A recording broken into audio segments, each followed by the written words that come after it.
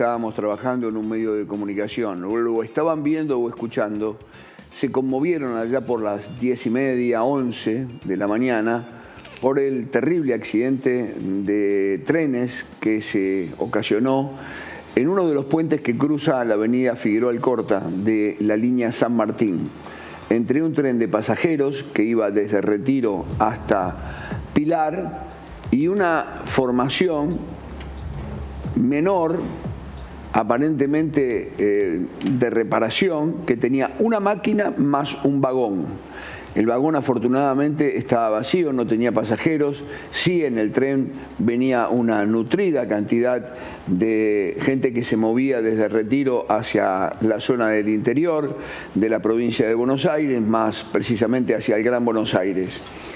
Se produjeron escenas que realmente nos conmovieron. Cuando se hizo el recuento, después de que actuó el SAME con mucha rapidez, al igual que Defensa Civil, los bomberos y la Policía Federal y de la ciudad, el recuento da 100 heridos, algunos con temas delicados, 2 que fueron sacados de la zona en helicóptero. Todos los demás, el SAME se movió con sus ambulancias, había más de 40 por allí, en algunos hospitales que son cercanos y en otros fueron derivados porque pueden llegar con rapidez a zonas más alejadas. Pero, ahí bueno. Estamos viendo, mirá lo que es, mirá lo que era el frente, disculpame, Fer. Este es el frente de lo que es la máquina, ¿no? De lo que es el combo y adelante. Menos mal que no hubiese sido eléctrico, porque si no estamos viendo un lado y el otro. De un lado estamos viendo, obviamente, lo que es la locomotora, estos trenes viejos, unos trenes que llegaron en el 2014, comprados por el anterior gobierno, por Devido en su momento, trenes que ya eran viejos para esa época, los famosos diésel. Hay 3 líneas en la Argentina que tienen diésel, digo en la zona metropolitana, obviamente en el interior hay muchos más. Es la línea Belgrano Norte, la Belgrano Sur y esta la de San Martín. Los demás, el Sarmiento, como también el Roca y el Mitre, son eléctricos. Son los de Randazzo, que son de última tecnología, que también algunos de ellos quedaron obsoletos. Pero el gran problema de esto es si fue un sabotaje o no. No quiero inventar fantasmas.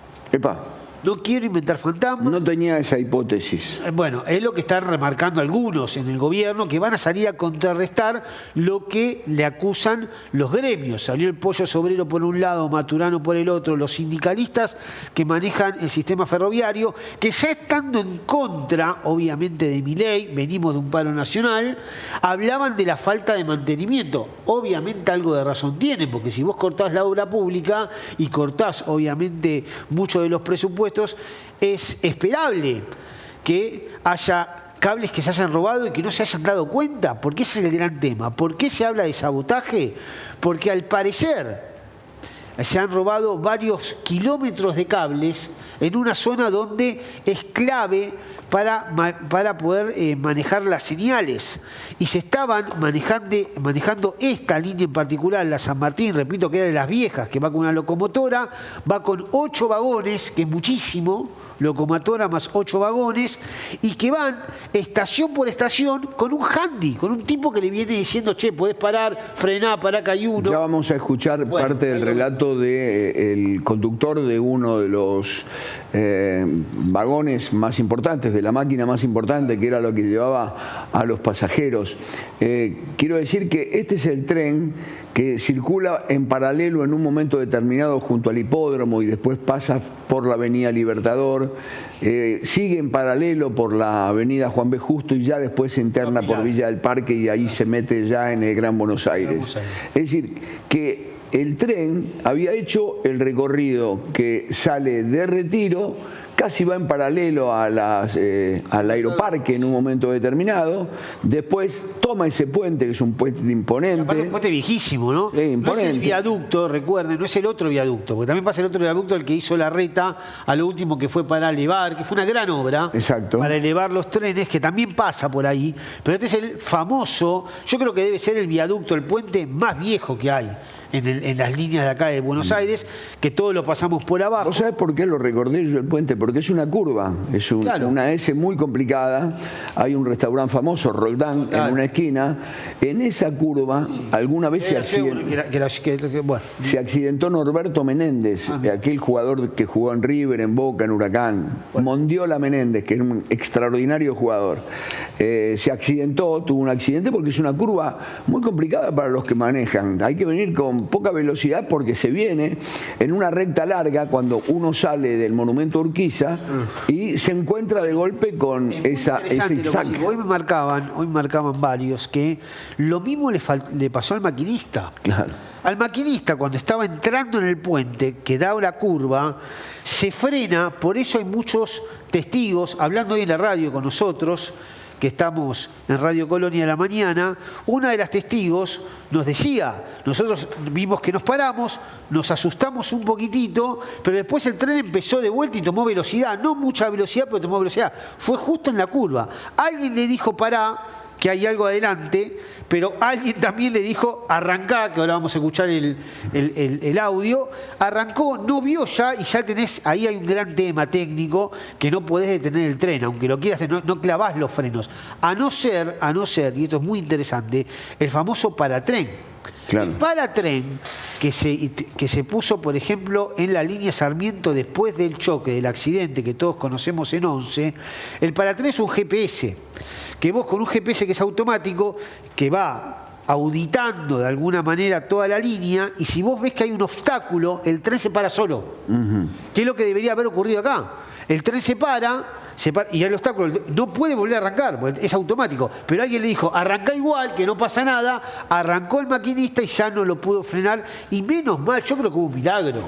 Hubo un milagro, y menos mal que hubo una locomotora, que es de las viejas. Porque lo que me remarcaban otra cosa, Fer, es que hay dos vías. Hay una vía para estos trenes viejos a diésel, el Belgrano Norte y el San Martín, que pasan por ahí, y hay otra vía que son para los eléctricos, que es, por ejemplo, la línea Mitre, que también pasa por ese lugar. Bien, robo de cables, desinversión, falta de señales. Una empresa concesionada, el San Martín es una empresa concesionada que recibe subsidios, que dicen que no le alcanza, una falla eléctrica, una falla técnica. Bien, los peritos están trabajando y seguirán trabajando mientras haya luz, y si no seguirán mañana. Son los temas a resolver. Escuchemos el relato del conductor de una de las máquinas en el momento crucial, en el momento más importante. Nos notificaron en Ocampo y chocamos acá, kilómetro 5 casi. ¿Hay un tren? No. Sí, conductor. Ahí me avisó la guarda que viene con el coche vacío. Eso es lo que le estoy llamando al auxiliar de Palermo, que sí, que considera la vía. ¿Ranita Ocampo me tomás? No, operador. No es eso, Martín, ¿me tomás?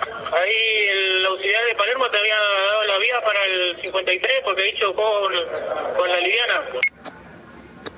Sí. Ahí me dio la libranza a los 25.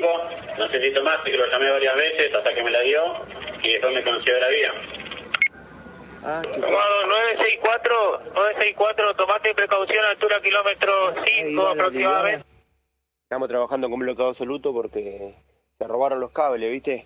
Y bueno, te despacha la garita de Ocampo, te despacha allá notificando que cuando libre la estación de Palermo, el auxiliar avisa para que entre el otro tren a la sección.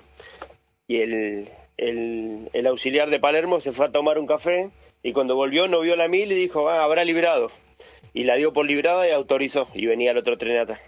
Así que imagínate, así estamos.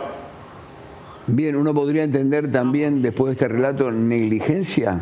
Alguien se fue a tomar un café. Mamma mía, bueno, ahí tenemos. Y cuando volvió dijo, ya pasó, dijo, dale libre. Cuando hablan entre ellos te das cuenta que, no sé, no quiero yo prejuzgar. Y yo soy, por eso pregunto si hay negligencia. Yo digo las cosas que veo. A veces están bien, a veces están mal. Escuchamos todo lo que escuchamos. Te da la sensación como que están pavoteando, ¿no?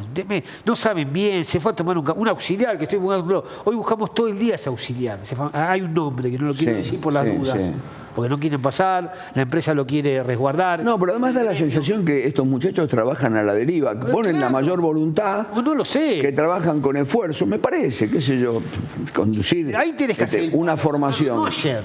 El paro lo tenés que hacer ahí. Si vos trabajás en esas condiciones, ahí nosotros vamos a estar para que estén. Ahí tenés que hacer el paro Pero por maturano. supuesto. El paro lo tenés que hacer cuando vos decís, che, estamos nosotros dando un servicio a cientos de miles de personas. Hace 10 días se habrían robado los cables. A ver, hay un hombre que se llama Franco Maguito. ¿Sabés quién es Maguita? ¿Sabés quién es Franco Maguita? El secretario de Transporte, ministro de Transporte. Moguita, sí. Moguita. No sabe si hay cable, si no hay cable. No sabe cuánta gente. Hoy hablamos con él, hablamos 3 veces. No hay ninguna hipótesis. Hay 40 conjeturas abiertas. La realidad es que da la sensación, repito, hay un tema de desinversión sin duda. Y ojo con esto se lo va a agarrar la oposición para pegarle a Milei. Vamos a ver un tema político acá, sí. Obvio. Vamos a tener que tratar nosotros. Pero también Milei podría responderles que estas formaciones fueron compradas, deterioradas. Algunos faltan en el año. En el año en que Schiavi era secretario de Transporte. No sabía, de Boca también estaba. Schiavi, Juan Pablo Schiavi. Juan Pablo. Compró 24 máquinas a los japoneses y no sé qué cantidad de coches. Pero de las 24 máquinas, ahora cuando se hizo un balance, faltan 4 máquinas. Máquinas de tren. Locomotora. ¿Sí? Nadie sabe dónde están. Desaparecieron. Por eso bueno, el abandono. Desapareció un misil también. Sí, bueno, sí, por eso digo, el abandono, es cierto, repercute hoy, estalla hoy. Tiene que haber parte de responsabilidad de los funcionarios de hoy. Pero nuestros trenes, quienes viajaron en los trenes, saben que van abarrotados. Cuando salen de Constitución, viste cómo van, andan en los techos, en las escalerillas y recorren ese camino 20 o 30 estaciones. Ya pasó, a ver, lo que digo es el mantenimiento viene desde hace muchísimo tiempo. En el tren de Once, en el Sarmiento de Once, no funcionaron los frenos, esto está claro. Sí, claro. Es cierto que después que tenían alguna problemas con los frenos, el maquinista pudo haber accionado después, puede ser. Ahora, no funcionaron los frenos. Acá hay un tema de que estaban a la deriva casi, porque estaban diciendo, che, te doy, sí, puede, ¿cómo le llaman eso? Volvamos a escucharlo, Jimmy, volvamos a escuchar. Te doy vía, le dice, ¿no? Te doy vía, es como diciendo, andá, adelantate. Pero no está ninguna banderita. ¿Por qué no andan las banderitas? Porque se chorearon los cables. Esta es la cuestión. Y el propio... Tenemos el abogado con el que charlé hoy, que fue muy interesante para poder aclarar algunas cosas. Se llama... Primero poneme el audio otra vez del que conducía una de las formaciones. Nosotros chocamos acá, nos notificaron en Ocampo y chocamos acá. Kilómetro 5 casi. ¿Hay un tren? No. Sí, conductor. Ahí me avisó la guarda que viene con el coche vacío. Eso es lo que le estoy llamando al auxiliar de Palermo que sí, que considera la vía. Carita Ocampo, ¿me tomás? Como operador. Martín, ¿me tomás? Ahí el auxiliar de Palermo te había dado la vía para el 53 porque he hecho con la liviana. Sí. Ahí me dio la libranza los 25. No necesito más, que lo llamé varias veces hasta que me la dio y después me consiguió la vía. Tomado 964, tomate precaución, altura kilómetro 5 aproximadamente. Estamos trabajando con bloqueo absoluto porque se robaron los cables, ¿viste? Y bueno, te despacha la garita de Ocampo, te despacha allá notificando que cuando libre la estación de Palermo, el auxiliar avisa para que entre el otro tren a la sección. Y el auxiliar de Palermo se fue a tomar un café y cuando volvió no vio la 1000 y dijo, habrá librado. Y la dio por librada y autorizó y venía el otro tren atrás. Así que imagínate, así estamos. Cuando dice así estamos, no solo está esa línea así, ¿cuántas otras? Vamos a hablar con Nicolás Schick, es abogado y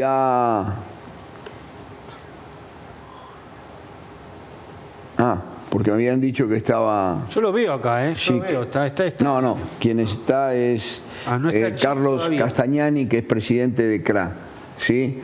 vamos a charlar con él ya. Perdón por la confusión, Carlos. Un saludo. ¿Cómo está?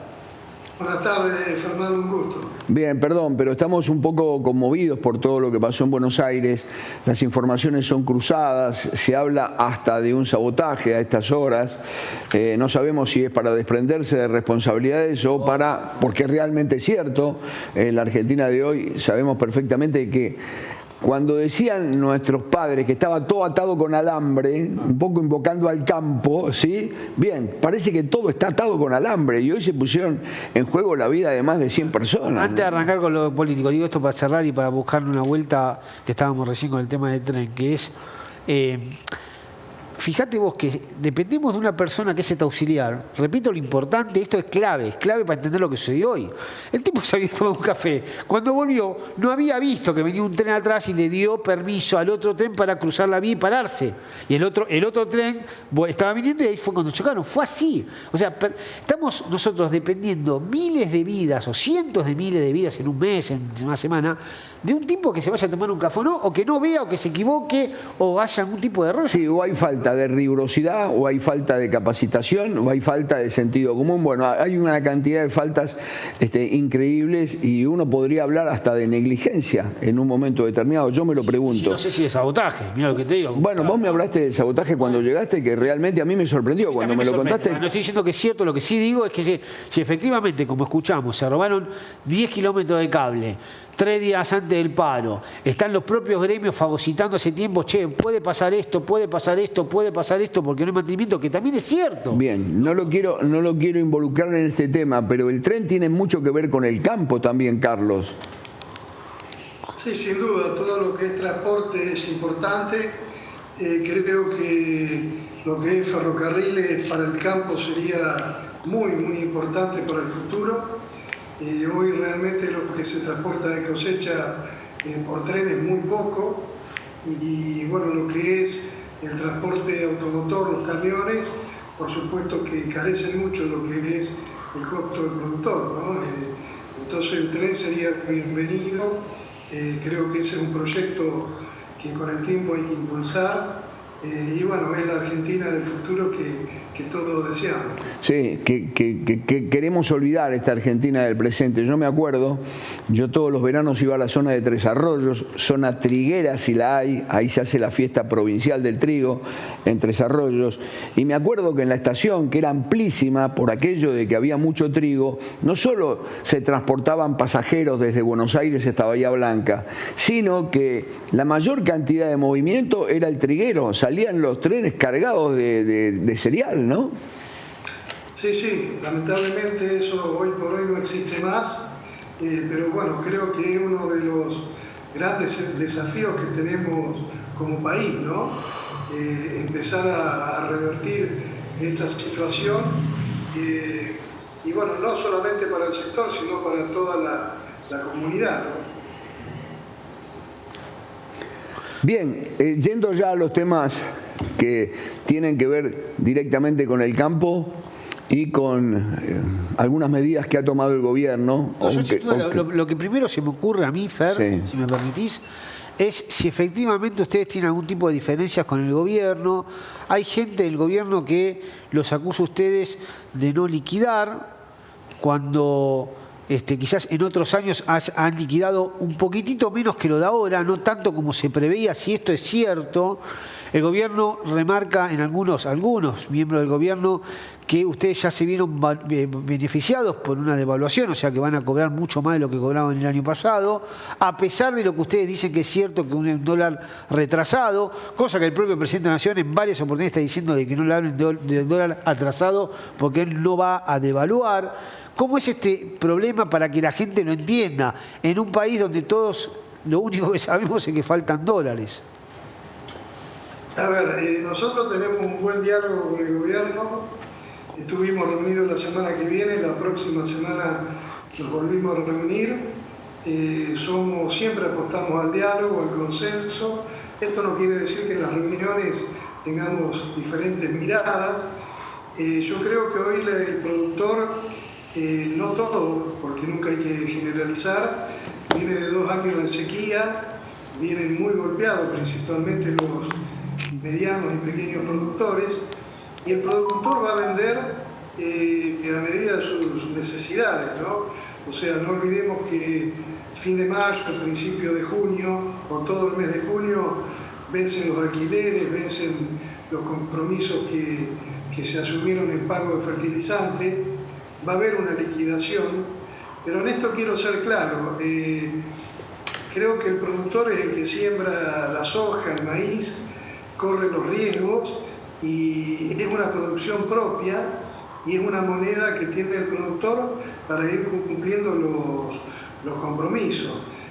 Para nada esto es especulación, sino que si uno recorre la historia de la liquidación de cosecha, un año puede ser un poco menos, un poco más, pero no hay nada que se haga contra el gobierno. Es más, este sector creo que compartió y comparte los objetivos del gobierno actual, que no quiere decir para nada que no marquemos las cosas que creemos que no están, no bien hechas, pero que quizás se están demorando. Bien, el gobierno, en consecuencia de lo que usted dice, de lo que le preguntó Mariano, estaba muy esperanzado con esta cosecha y, por supuesto, con lo que iba a recibir, que recibe permanentemente cuando se produce la exportación de este producto. Y da la sensación que ustedes lo van a hacer, o los productores lo van a hacer, en la medida en que sea necesario, pero que no va a haber una liquidación tan importante como el gobierno especulaba tener. ¿Es así? ¿Se puede entender de esta manera? A ver, el gobierno quizás en eso erró el enfoque. Ajá. El productor tiene una manera de vivir, de pagar sus deudas, y la moneda fuerte, Fernando, es la soja.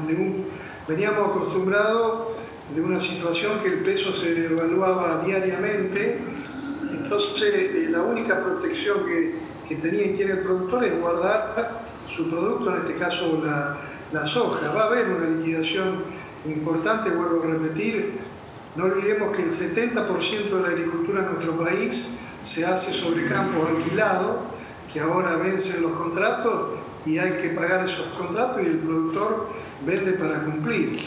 Entonces va a haber una liquidación importante, no sé si va a ser mayor o menor a la del año anterior, pero el productor sin duda que va a desprenderse. Eso ya no es una... Sí, disculpe, Carlos.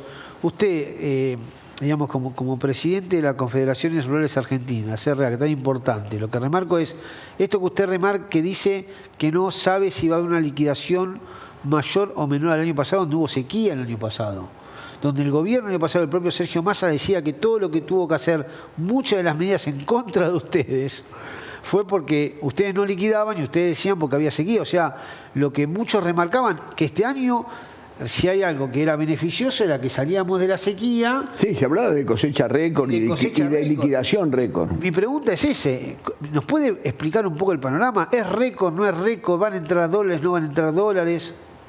A ver, van a entrar dólares porque va a haber liquidación. Nosotros no somos...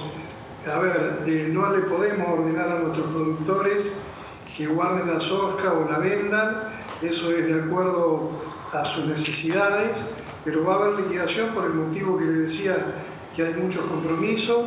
Referido a la cosecha récord, todos deseábamos y queremos una cosecha récord, pero bueno, lo que fue en el maíz, famoso lo de la chicharrita, el norte del país, lo que es Jujuy y Salta, barrió con los rindes, y lo que es soja, hay muy buenos rindes en algunas zonas, en otras regulares.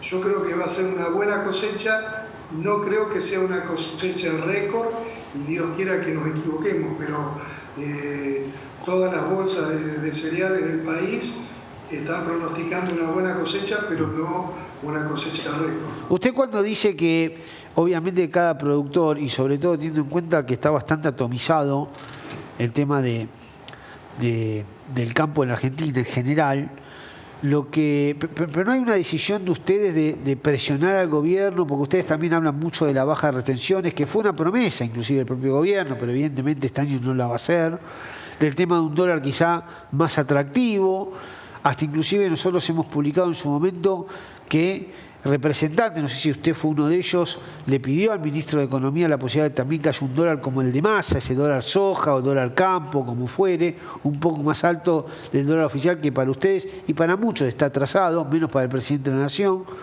¿Cómo está esa situación, ese diálogo? Porque el gobierno estaba esperando que ustedes estén liquidando ahora, digamos, en estas semanas, ¿no? Sí, por supuesto. Nosotros tuvimos reunión con Juan Pasos, con Fernando Vilela, el jueves pasado, si no mal recuerdo, o martes, bueno, día más, día menos, con todo el equipo económico, y todos estos puntos se tocaron, inclusive nuestra preocupación, hoy el productor está definiendo la siembra de trigo, le llevamos números donde a nuestro entender la rentabilidad del productor específicamente en trigo es neutra o es negativa. El gobierno maneja otros números, se le pidió que se eliminen las retenciones en trigo, bueno, lo dijeron que rotundamente hasta que no haya un equilibrio fiscal no se van a tocar las retenciones. Estoy comentando lo que pasó en la reunión, no es que esté avalando, ¿no? No, está de acuerdo, es una información que inclusive la hemos dicho. Y puede ser que ustedes tomen la decisión, o hay alguien si se puede hacer, quizás te dicen, no es que nosotros decidimos quién puede liquidar o quién no tomamos decisiones grupales, sino que son necesidades diferentes que hay en cada uno de los sectores, ¿no? Por supuesto, o sea, nosotros, nuestra entidad... a ver, yo no puedo salir a decir si no tengo esa función que es el dirigente, que las bases nos piden, bueno, ciertas diligencias que tenemos que hacer con las autoridades, eso es lo que es nuestra función. Yo siempre digo ese fino equilibrio en recibir las necesidades de los productores y, bueno, hacérselas llegar a las autoridades. Nosotros fuimos muy enérgicos en el reclamo de medidas que creemos que son totalmente arbitrarias, como es la medida del Banco Central, la resolución que castiga al productor aquel que tenga un 5% de stock de soja, le aumenta la tasa de interés. Claro. O sea, hay muchísimos temas para conversar con el gobierno. Hay muchas economías regionales. Esa decisión, disculpe, esa decisión que es una decisión para tratar o obligarlos a ustedes a liquidar, básicamente es eso. Todos los gobiernos necesitan que ustedes liquiden y el país también necesita que se liquide. ¿También Mira, aquí alguien me pasa una información que dice que está cerca del gobierno, que el gobierno espera una recaudación por liquidación de 15.000 millones de dólares. Bueno, ¿Puede ser cierto esto? Se hablaba de 20.000 el año pasado. Yo creo que no manejo cifras, Fernando, sería irresponsable si yo le Correcto. digo, no, va a haber una liquidación importante, vuelvo a repetir, que lo hace todo el productor para sus compromisos, o sea, el productor tiene debilidades y virtudes. Una virtud es que no especula. El productor, no olvidemos que ya estamos pensando en una importante inversión en siembra de trigo, que son miles y millones de dólares, y en pocos meses más en el maíz. Entonces el productor no está especulando, sino que está al ritmo del mercado. Y por supuesto que si ve que hay mejores perspectivas, aquel productor que tenga espalda para esperar un poco, lo va a hacer como lo hace cualquiera. Usted lo dice, Carlos, usted lo dice de una manera muy clara y no tengo por qué no creerle. Pero cuando uno escucha a Caputo o al presidente del Banco Central, quizás tienen desconfianza y por eso les dice, bueno, todo lo que quieran ustedes, pero si nosotros detectamos que hay un 5% de soja que está guardada en silobolsas y no la liquidan, o sea, no la venden al exterior para que entren divisas a la Argentina, les vamos a aumentar las tasas de interés. Esto es lo que sucedió, ¿no? Sí, a ver, yo quiero ser honesto, no comparto ese comentario en el sentido, un gobierno que defiende la propiedad privada. Correcto, claro. No, ¿sabe qué? Me surgió espontáneamente. Usted dijo una cosa que a mí se me caía de la boca. ¿Cómo puede llamarse liberal un gobierno intervencionista? ¿Cómo no le dejás vos al hombre de campo que decida él sobre su cosecha, sobre la que puso su esfuerzo, su dinero, su trabajo? Él determina después lo que tiene. ¿Por qué lo vas a castigar si él, sus ahorros, es como si tus ahorros también fueran castigados después de haber trabajado durante un mes y vos lo querés poner en un plazo fijo? Y entonces te dicen, no, mira, te vamos a cobrar un porcentaje por eso, porque vos lo estás ahorrando. Bueno, mirá, me parece casi una locura, ¿no? No hay duda de lo que ustedes plantean, está claro, si no teníamos que remontar a cuando los gobiernos que lo han hecho... Pero perdón, yo respondí cuando debió responder Carlos. No, está perfecto, Carlos. No, yo pongo una medida que es, yo estoy absolutamente de acuerdo. Aparte, si un productor quiere ahorrar en Ciro Bolsa, no tiene por qué salir a venderlo porque al gobierno le convenga. También es cierto que esto en la historia ha generado el comunismo, porque lo que se generó con el comunismo es decir, yo necesito esa producción para poder alimentar a los demás, para que un país crezca, porque una nación crezca. Por eso se ha... yo lo podía entender, la economía. Yo podía entenderlo esto del gobierno que se fue, que tenía características socialistas, casi comunistas, chavistas, pero no de un gobierno liberal. Anarcoliberal, como se llama Milei. Perdón, Carlos, por haber respondido a nosotros, pero usted tiene la palabra. No, comparto, Fernando, lo que dijo, mejor expresado imposible. No olvidemos también que hay que contarle a la gente que no está, quizás no conoce el negocio de campo, que el sector está soportando uno de los impuestos más injustos a nivel mundial, que son 2 o 3 países que tienen retención. Claro. Y ahí no importa si viene una sequía, si el productor se está por fundir. Y yo lo quiero, si usted me permite, ejemplificar para que la gente entienda. Un camión que anda en la ruta lleva 30.000 kilos de soja, ¿no es cierto? Kilos más, kilos menos. El chasis, 10.000 kilos, es retención. O sea, eso se siembra, se lo cuidamos, se lo fumigamos, se lo cosechamos, se lo cargamos al camión, se lo dejamos en el puerto al gobierno sin ningún costo. De los otros 20.000 que quedan en el acoplado, tenemos que volver a sembrar, pagar nuestras deudas, pagar nuestros impuestos y mantener nuestra familia. Entonces, es muy injusto cuando se da esa mirada sobre el campo de especulación de no vender el cereal, porque no es real. Y esto lo sabe el gobierno, lo entiende el gobierno, y el productor, el hombre de campo, el chacarero, no especula. O sea, usted ve en las grandes concentraciones que hay de muestras de campo, el productor invierte. Entonces, también tenemos que pensar y también se lo dijimos al gobierno, que si ese injusto impuesto, que es el 30% de retenciones, volvería al campo, y lo dijo el otro día en la reunión Juan Paso, queremos que el sacrificio del campo vuelva al campo. Es hora de empezar, y eso depende de las señales que nos dé el gobierno. No, sin ninguna duda, de acuerdo con ustedes. Y esta es una historia, parece que de nunca acabar. Muchas veces el sesgo del gobierno hace que crea que el campo es un enemigo, que el campo es un grupo de oligarcas que se han llenado de plata, y lo que me extraña es que llegue un gobierno que tiene, bueno, claramente otras ideas, está en las antípodas, y por ahí piense exactamente lo mismo. Yo entiendo que tomaron el gobierno, se encontraron que estaban con las arcas vacías y dice, vamos a recurrir a aquellos que sí tienen dinero, pero de una manera más equilibrada, más justa, más charlada, más conversada, menos impuesta. Yo no sabía que en otros países, que decía Carlos, yo no sabía, yo creía que al revés, que había retenciones en muchos países con un campo fuerte, había retenciones. Usted dice que no, que por ejemplo Brasil, Uruguay, digo los locales, no irnos a Australia, por ejemplo.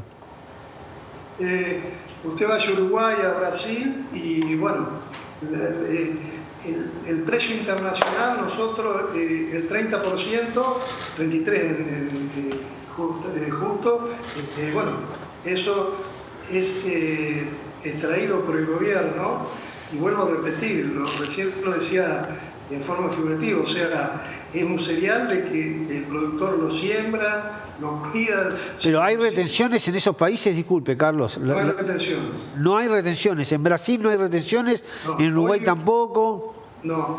O sea, hoy un productor, por ejemplo en Uruguay, que cobra su cosecha, precio total, y cobran las dos monedas. Puede cobrar, cualquier productor en Uruguay puede cobrar en moneda uruguaya o en dólares. Y los impuestos, los otros impuestos también son con sentido común, ¿no? Porque ustedes, además de recibir retenciones, tienen que pagar todos los otros impuestos municipales, provinciales, nacionales.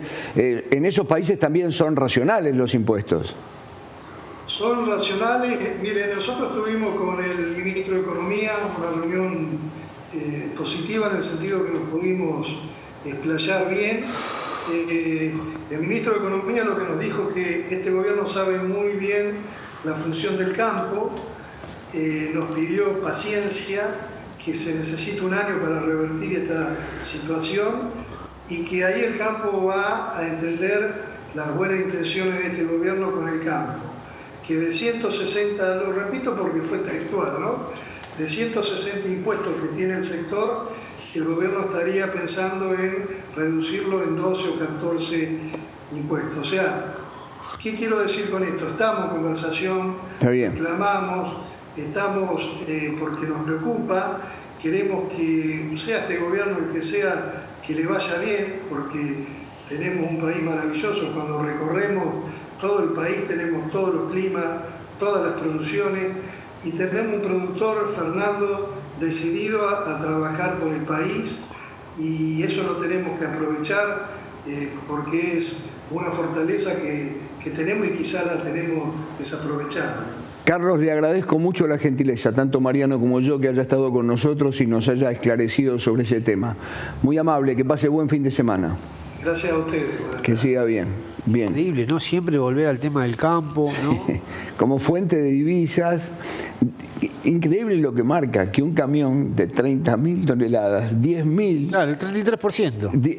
Es la retención. 10.000 se la lleva el gobierno. Claro. Ya, ellos trabajan después de haberle cuidado de todo ese... Yo estoy de acuerdo con que no podés de un día para el otro bajar toda la retención. Lo hizo Macri, se equivocó, parece. Obvio, parece. Él dice que fue uno de los grandes errores de Macri. Sí. Lo que hizo Macri fue levantar el cepo, que les convino a todos y bajó las retenciones. Debería haber dejado las retenciones, porque al levantar el cepo se acomodó solo el dólar y no tenías un dólar atrasado como sucede ahora. Ahora, lo peor, lo increíble es que, o lo que deberíamos cambiar, ojalá que cambiemos el chip que tenemos en la cabeza, es que a pesar de esos 160 impuestos que hablaba recién el presidente de la Confederación Rural, y el 33% de retenciones, seguimos, o hay un sector del país que sigue culpando al campo, que sigue señalándolo, que lo sigue persiguiendo, que son los oligarcas de la Argentina, ¿no? Sí. Y que son los que efectivamente trabajan para traer dólares. Obvio que puede haber excesos. Creo que después tiene que estar. Creo que después de la última elección es mucho menos la gente que piensa de esa manera.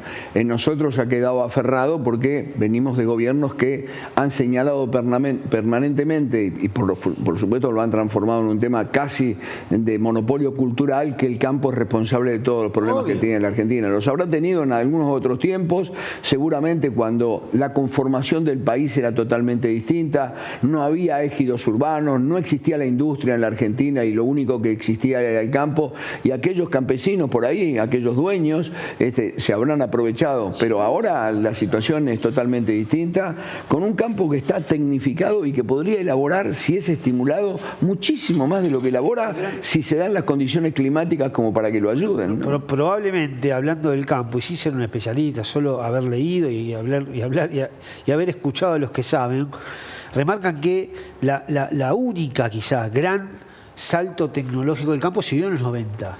En el gobierno de Menem. Fue el gran salto, y que espera la renovación, pero pasaron ya 30 y pico de años, ¿no? Sí, Así que, no, eso es lo que... Bueno, los gobiernos que vinieron luego de Menem entendieron que el campo no merecía ese aparente beneficio o esa renovación y lo atacaron y fueron a buscarlo. El beneficio, yo también ahí diciendo un poco que es difícil decirlo de esta manera porque es como que estás intercediendo o interviniendo la libertad de alguien, coaccionándola de alguna manera, que es cuando un productor decide ahorrar en silobolsas. Es cierto que cuando vos ponés del recurso del Estado para tecnificar el campo, para la tecnología como se hizo, vos esperás que liquiden. ¿Liquidar qué significa? Sí, pero mirá que el Estado le dio, pero el Estado le dio los recursos y ellos lo pagaron. No, sin duda. No es que se los regaló. Menem dijo, bueno, a ver cuántas cosechadoras necesitan, 20 se las mando. No fue así. Es decir, el campo aportó. Lo que permitió es que se terminara con un gobierno que tenía interrumpida la importación y entonces entraron a raudales capitales y además de capitales que después usted me dirá si aprovecharon o no se aprovecharon, pero el campo sí lo aprovechó porque se tecnificó y tiene los resultados que tiene ahora, que tienen jaque al gobierno. ¿Le liquido 25.000 o le liquido 15.000? Bueno, de acuerdo con mi parecer, de acuerdo con el precio. Esa información dura y preocupante es que el gobierno pensaba que este año iba a tener 20 o 25.000 millones, habló hasta 25.000 millones de dólares. Hablan de 15.000. Hablan de 15.000. Hablan de 15.000. Bien, yo quiero volver al tema que nos conmovió hoy, en el que ojalá que los heridos mejoren, aquellos que están más graves mejoren. No es que como no hubo muertos no pasó nada, no, hubo hechos dramáticos, personas que fueron llevadas a hospitales e internadas en los servicios de urgencia, pero pone como nunca, nosotros que a veces discutimos sobre tonterías, y en un país donde el programa más visto es 20 personas encerradas en una habitación haciendo cualquier cosa, sin interesarse por las cosas que hay que interesarse. En un país de esas características, hoy se dio esta tragedia que tiene este resultado, producto de seguramente muchísimos, pero muchísimos responsables, no uno solo. Y los responsables del pasado la están pagando o están esperando pagarla, ¿sí? Porque hay muchos juicios en marcha por todo lo que pasó, ¿sí? Todavía los familiares de los 52 muertos de Once están reclamando por lo que allí pasó, ¿sí? Y no únicamente económicamente. Están esperando una definición de la justicia que en algunos casos se tomó y en otros no. Este es un llamado al nuevo gobierno, porque los que pasaron ya está, ¿sí? Fueron negligentes, se olvidaron, se la llevaron, sí, todos ellos, ¿sí? No se dieron cuenta que la Argentina se mueve mucho con un transporte de cercanía, donde vivimos 3 millones de porteños y como 12 millones de habitantes en el Gran Buenos Aires, que muchos de ellos, casi 3 o 4 millones, vienen a Buenos Aires. Y no se puede esto demorar. Entonces, cuando uno hace un llamado al gobierno, desde una modesta posición, nosotros somos un punto en el espacio, esto no le va a llegar a Milei de ninguna manera. Yo lo entiendo que él tiene que hacer una economía de guerra, sí, lo entiendo, que su objetivo es bajar la inflación, porque la inflación es el peor de los males, especialmente para los pobres. Pero en el camino hay una cantidad de situaciones, como se le planteó el otro día con la universidad, y tuvo que llamar a los rectores para poder hablar y arreglar con ellos, y creo que no se fueron del todo satisfechos los rectores que están analizando la propuesta que le hizo el gobierno, y ojo, atentos a que no se produzca ningún movimiento dentro de poco tiempo con respecto a las universidades. Con relación a la salud pasa lo mismo, con relación a la educación primaria y secundaria pasa lo mismo en cuanto a las calidades, a lo que se enseña, a lo que son las aulas que se han transformado en comedores, y en cuanto a la salud, hay hospitales que se caen a pedazos, hay hospitales que se construyeron y no tienen ni la hotelería, ya no digo el servicio médico necesario y urgente como para atender, son casas vacías, ¿sí? Bien, hoy tenemos este conflicto con el tren. El tren tiene que ver con el Estado, porque el Estado lo concesiona y da un subsidio bajo, se pelea por el subsidio, es una lucha que se tiene permanentemente con el transporte, desde la decisión de Milei de decir que, bueno, el boleto tiene que recuperar su valor y vamos a quitar todos los subsidios porque eso es una carga para el Estado. Mientras tanto, muchachos que están a cargo de la responsabilidad, ministro de Transporte, una revisión aunque sea rápida de todas las vías, de todos los centros de comunicación que tienen que ver con la distribución del material. Aquí en un eje de distribución hay alguien que se va a tomar un café, aparentemente con el relato que estábamos recibiendo, deja una vía muerta y cuando viene dice, no, ya pasó el tren, lo habilito al que viene, y chocan. Falta rigor, falta disciplina, falta capacitación, falta responsabilidad. Yo entiendo que el presidente debe estar muy ocupado con tratar de que los números le den. Recién lo hablábamos con la gente de CRA. Tiene que equilibrar porque si no volvemos a las andadas, a una inflación brutal, a emitir otra vez. Pero hay que buscar la manera, El mantenimiento es clave de los trenes. Mirá, yo te digo una cosa. No solo en los trenes, en las escuelas. Sí, pero en los trenes es más clave, porque en las escuelas vas a ver qué nos va a pasar. Vas a ver una degradación que la estamos viendo, estamos sufriendo de varios años. Te vas a dar cuenta después de muchos años. Los trenes es... Vas a ver qué nos va a pasar. El próximo tema va a ser que no hay calefacción en las escuelas. No, es que ya hay. Ya viene el tema, ya se acerca. Y además, yo te puedo contar. Está el director de DOTA, déjame decir Marcelo Pociuto. Antes de meternos en DOTA, que te voy a decir exactamente. Esto fue el 13 de noviembre de 2021 a las 11:40 de la noche. 13 de noviembre de 2021, en exactamente el mismo lugar donde hubo un choque, hubo otro choque de trenes de la misma... Hace 3 años atrás. Hace 3 años. En el mismo sector. Está la Junta de Seguridad en Transporte, es una muy buena nota que hace Infobae, que está recordando ese hecho, que no tuvo heridos como ahora porque pudo frenar antes, pero escuchen esto lo que pasó hace 2 años, o sea que no es de este gobierno, no es de este gobierno. Hubo un tren, exactamente el mismo tren que estamos mirando, con una misma locomotora, con 8 vagones, que se quedó por problemas técnicos varado casi en el mismo lugar que ahora. Mandaron a otra locomotora para auxiliarlo, pero la locomotora cuando llegó lo chocó. Y no hubo heridos, como evidentemente a otra velocidad. Es lo que la Junta... Por eso yo estoy hablando de rigor. Que es JST, está ahora analizando. Por eso yo hablo de rigor, de disciplina y de capacitación. ¿Cuántos de estos muchachos querrán aprender muchas cosas más y el Estado o las empresas concesionadas los dejaron allí a la buena de Dios y esta es la máquina y se enciende así y dale para adelante? Van a tomar un café como el auxiliar. Sí, y el auxiliar... Bueno, pobre, tampoco quiero señalarlo a él como el único responsable. Aquí me parece que hay una cantidad múltiple de responsables. No, antes de la nota, que interesante.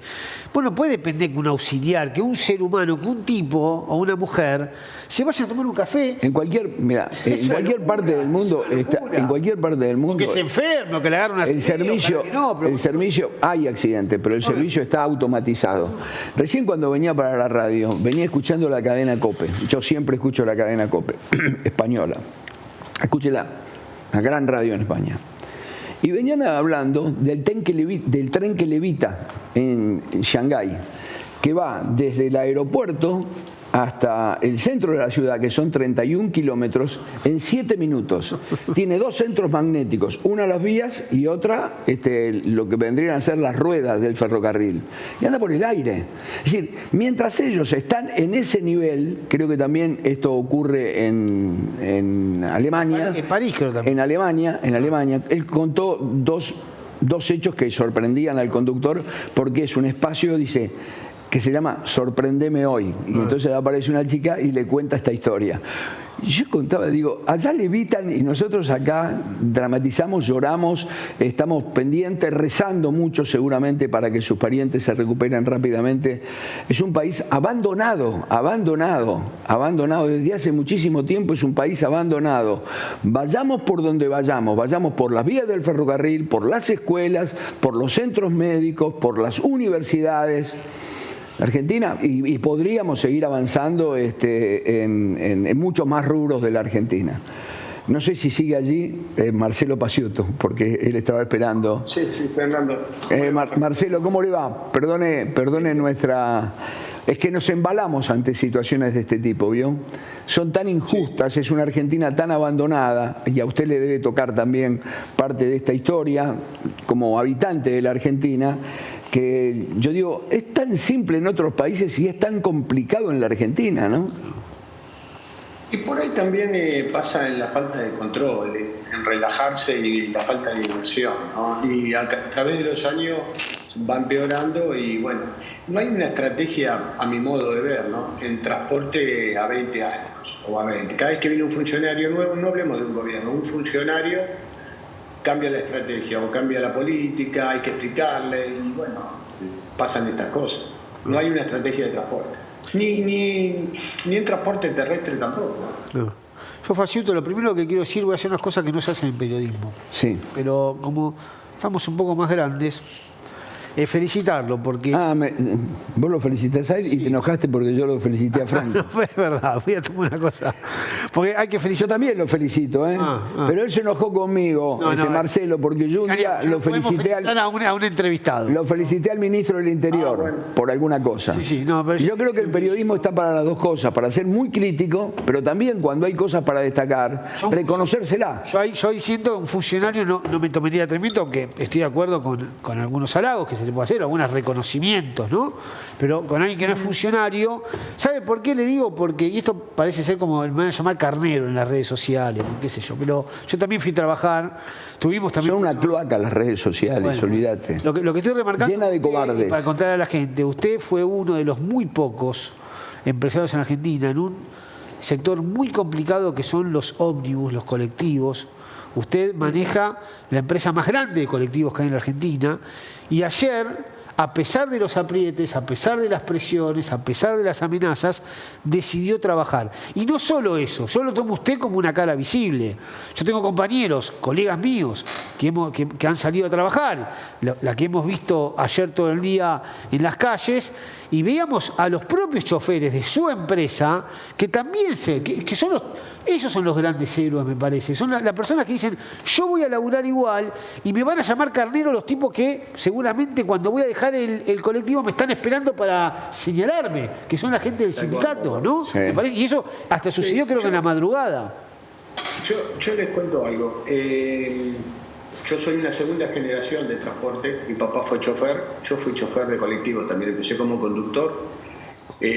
Casualmente el 1 de junio cumplo 40 años en la empresa. Paros de esto he trabajado un montón conduciendo el colectivo. Me han roto parabrisas, luneta, ventanilla y he trabajado. Está en mi concepto de vida no al paro. O sea, yo creo que el paro no conduce a nada y los paros que se hacen hoy son los iguales a los del año 70, son arcaicos. Claro. Hemos tenido colectivos rotos, gomas pinchadas y cabeceras que tuvieron gente en la puerta para que no trabajemos. Pero los héroes de esto son los trabajadores, que son los que suben, como dijiste vos, al colectivo a las 4 o 5 de la mañana, en un lugar oscuro, en un barrio oscuro, y salen a trabajar solos arriba del colectivo. Nosotros lo que hicimos, como hacemos todos los días, es poner los medios a disposición. Después el trabajador es el mérito del trabajador. Nosotros, la empresa está todos los días disponible porque es una empresa de servicio público. Sin duda. Bien, este tema que tienen ustedes con los subsidios y el precio del boleto, ¿es un tema que se está conversando, que se está charlando o el gobierno lo está dilatando? No, a mi modo de ver, venimos, como ustedes saben, de 4 años de gobierno donde se pisó todo. El boleto colectivo valía 50 centavos. 50 centavos no se compra un caramelo. Le tocó a este gobierno atender esta situación, lo está llevando adelante, relativamente está al día con los subsidios y hay que mejorarlo, pero también se entiende la posición que tiene el gobierno de ir de a poco y llevando las cosas. Es grave. Nosotros, piense usted que estuvimos hasta febrero con un boleto de 50 centavos. Hoy no existe ni el billete. Ahora estamos con un boleto de 2.70, pero siempre digo lo mismo, ya estamos 2.70 en el área urbana, Capital Federal, primer cordón. Hay que tener en cuenta la gente que vive en el segundo o tercer cordón, le digo, por ejemplo, Moreno, que hay 800.000 habitantes, que el boleto vale 1.500 pesos para venir a Capital. Qué locura. Entonces, esa gente es la que tiene que estar subsidiada. A esa gente el gobierno le tiene que dar el subsidio, pero que se lo dé el pasajero, no a la empresa. Lo hablamos un poco en la radio. Usted me dice para recordarle a la gente que yo no sabía eso, no sabía. Yo pensaba que eran 800 y pico, igual me parece un montón, que luego con la SUBE viniéndose hicimos el cálculo, que son dos colectivos viniendo desde Moreno, la capital federal, y que dejarlo en lo que es el centro porteño, eran 870 pesos. Usted dice que es más inclusivo, más o menos ese dinero. Cada tramo. Ah, claro, usted dice 1.500 los dos viajes, ida y vuelta. No, un servicio expreso que va por autopista está a 1.300 pesos desde Moreno a 11. Ah, el expreso. Y el tren vale 230 pesos. Lo que pasa es que el tren se llena o no anda, está la opción del tren, pero a veces el tren no funciona y bueno, se ve el obrero obligado a gastar ese dinero. Entonces, por ahí para un aumento de boleto hay que tener, no basarse nada más en los 270 pesos, sino en el segundo y tercer cordón de Lampa, que es la gente donde menos recursos tiene. La gran mayoría, ¿no? Obviamente hay que ir todo, pero la gran mayoría. Yo digo que la gran contestación al paro de ayer es la actividad del día de hoy. Y alguien me dirá, ¿qué quiere decir, miembro? Que ayer, sin medios de comunicación, llamo el transporte, el tren, la gente que quería trabajar no pudo venir. Y hoy tuvo los colectivos, y tuvo los trenes, y tuvo los subtes, y la ciudad estaba viviendo los días plenos como los vive siempre, permanentemente, con gente que viene a trabajar, con gente que viene a buscar trabajo, con gente que viene a realizar tareas. Es decir, el mayor cachetazo que han recibido los dirigentes sindicales no es que el gobierno les diga todo lo que le dice por haber decretado el paro, sino que la propia ciudadanía le demostró a quienes determinaron el paro sin sentido, sin grandes banderas, es que la gente quiere trabajar. Porque si no fuera así, si la situación fuera como dicen los sindicalistas, la gente se quedaría en su casa si cree que realmente la solución es parar. No es parar un día, paramos permanentemente, eternamente, es un paro general eterno. No, la gente tenía deseos de trabajar, lo demostró hoy viniendo a Buenos Aires o yendo a cualquier sitio del interior de la Argentina o al mismo Gran Buenos Aires. A mí me parece que la respuesta que ha dado la ciudadanía hoy es la respuesta que se merecían estos dirigentes sindicales que por caprichos, por intereses personales, por cuidar su vieja estancia en los sindicatos, determinaron un paro con el argumento de que Milei viene en contra de todos ellos para sacarle todos los beneficios que tiene. El pueblo argentino hoy le demostró a los dirigentes sindicales que quiere trabajar, sin ninguna duda. Marcelo, sí, yo pienso eso también y Fernando, tengamos en cuenta, desde la pandemia para acá se instaló el home office mucho, porque hay gente que trabaja. Sí, claro. Por lo tanto, hubo gente ayer que trabajó desde la casa y no perdió el día. Después, yo lo único que hoy hablaba con un colega, le decía, ¿qué cambió de ayer a hoy? ¿Qué cambió? ¿Sabes qué cambió, Fernando? Que el obrero o el empleado que trabaja en cuenta propia perdió un día de trabajo. No, algunos muchachos contaban en los tantísimos reportajes que el presentismo para él le significaba el 20% de su salario. Claro. Bueno, el transporte, perder un día ronda los 40.000 pesos. Los 40.000 pesos. Sí, yo lo que le digo es, y yo comentaba esto, la empresa que nosotros tenemos es una empresa familiar, grande, de mucho trabajo, y algunas personas son tercera generación. Y nosotros cumplimos en todo, en el sueldo, en los aportes, en todo, todos los servicios están al día, que exigimos lo mismo. Entonces, la persona que viene a trabajar se descuenta el día. Y la gente que vino a trabajar lo hizo contenta, conforme y con ganas, porque es la obligación que tiene. Y del plantel nuestro, el 95% del personal vino a trabajar. Es de ello el mérito, que vino, trabajó. ¿Y eso cómo se explica, Marcelo? Que es interesante eso, porque usted es de las empresas más importantes, para que la gente entienda que nos está viendo atrás. Usted maneja o administra una de las empresas más importantes. 12.000 colectivos, creo que nos dijo. 12.000 colectivos y 3.000 no, y pico. 4.000 colectivos, 12.000 empleados. 12.000 empleados. 12.000 empleados. Usted tiene 12.000 empleados en la empresa. Mamita. Sí, sí. Y usted dice que la inmensa mayoría de esos 12.000 empleados trabajaron ayer. No entendí eso. Sí, sí. La gran mayoría vino a trabajar. Y la persona que no vino a trabajar hoy hizo su descargo como corresponde. Y hubo gente que puso que se adhería al paro. Y está bien, y se le va a descontar el día.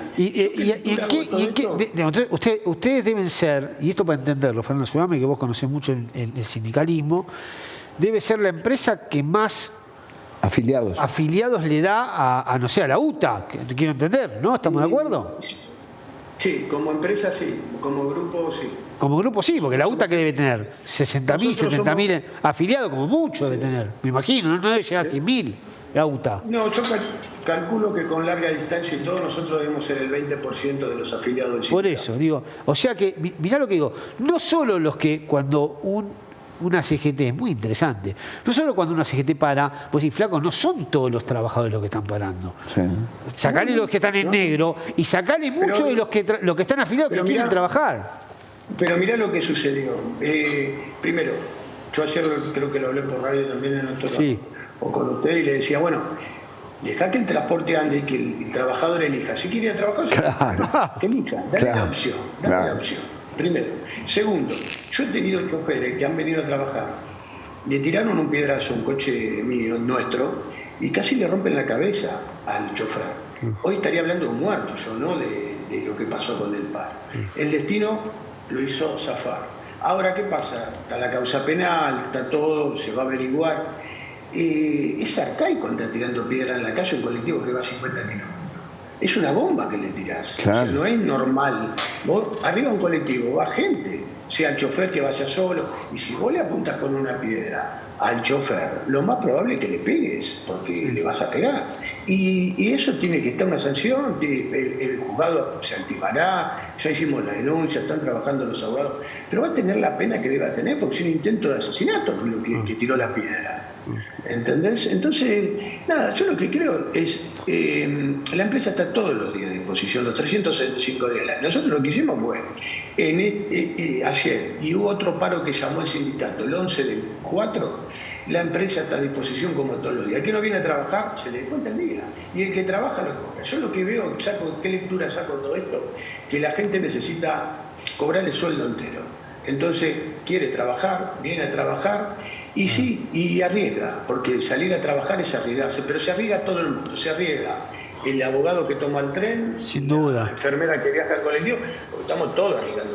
Marcelo, hablando de arriesgar, pues estas cosas que pasan en la gente. Yo me acuerdo que un día nos quedamos sin dormir porque no se iban más. Digo, las cuestiones periodísticas en la redacción, que son generalmente van a una velocidad que uno se pierde. Cuando a Berni le pegaron los choferes de colectivo que lo engancharon, ¿se acuerdan? Claro. Lo acorralaron durante... Me acuerdo. ¿Se acuerdan ustedes lo que fue ese show? En General Paz y Juan Manuel de Rosas. Que lo acorralaron durante 25 minutos. Estábamos todo el país mirando a Berni que no podía salir hasta que uno vino y le habían pegado una trompada. Tuvo que ir a Ciudad de Buenos Aires a poder rescatarlo, etcétera. Después de ahí hemos hecho, no le miento, yo mismo he hecho como 10 notas hablando de Berni que iban a poner, ¿se acuerda usted, no? Cámaras en cada uno, GPS, más seguridad, ¿En qué quedó todo eso? No, le cuento. Eso fue hace, o sea, el gobierno de la provincia de Buenos Aires hace un año y medio sacó una resolución para poner las cámaras en los colectivos provinciales. Son 3 cámaras internas y una adelante externa. Nosotros cumplimos nosotros tenemos 900 coches provinciales, se las pusimos a todos. Fuimos los únicos en el sector que la pusieron. El resto no puso nada. La resolución se fue pateando en el tiempo y ahí quedó. No solo que la pusimos en los colectivos provinciales, que la vimos tan positiva para la actividad nuestra, que la pusimos en el resto de la flota. La estamos terminando de poner en los 4.000 colectivos. ¿Esto qué me dio? Me dio que el piedrazo que tiraron ayer, que te estaba contando, está grabado en la cámara del colectivo. Una de las tantas cosas. Cualquier accidente que hay, que un colectivo choca o lo chocan, o cualquier cosa que pasa arriba del colectivo, los colectivos nuestros tenemos la cámara. Entonces vemos, somos culpables, no es culpable, lo que pasó. Eso por un lado. Por otro, Sí. No, le decía esto porque es increíble, Fernando, que cuando vos decís, ¿se acuerdan ustedes? Salía Kicillof, dio conferencias de prensa, dijo que iba a obligar a ustedes, a las empresas, a que lo hagan. Bueno, finalmente ustedes lo hicieron. ¿A ustedes lo controla alguien? Le dijo, che, pusieron en 100 unidades 1000 o las 3000 y pica, a los 2000 y pica que tienen, o los 4000 que tienen, ¿no? El director de transporte de la provincia de Buenos Aires es un puesto que está céfalo hace tiempo. No gestiona. Si no gestiona, da pase y no hace nada, no sí. Entonces, tuvo una gestión, pensamos que terminaba el 10 de diciembre, le renovaron la gestión, y la realidad es que la provincia de Buenos Aires en transporte, nada, está prácticamente así. No hay control, no hay dirección, no hay nada. ¿Siguen viviendo los mismos temas de inseguridad en el conurbano medio, digamos? Sí.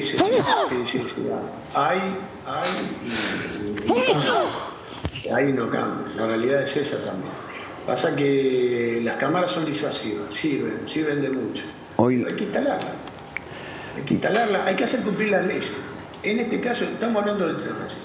Si la resolución salió hace 1 año y medio y había que poner la cámara, y tenés que poner la cámara, y si no pones la cámara no se habilita el colectivo, y si no la podés poner, y bueno, que le saquen el permiso a la línea, no puede andar un colectivo sin lo que le corresponde y sacando resolución de resolución.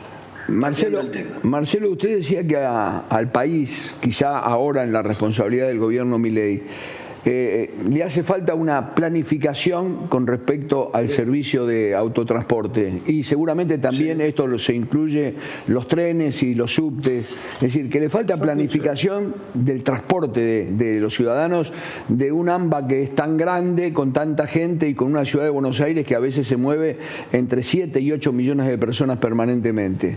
¿Qué sería exactamente tener una planificación?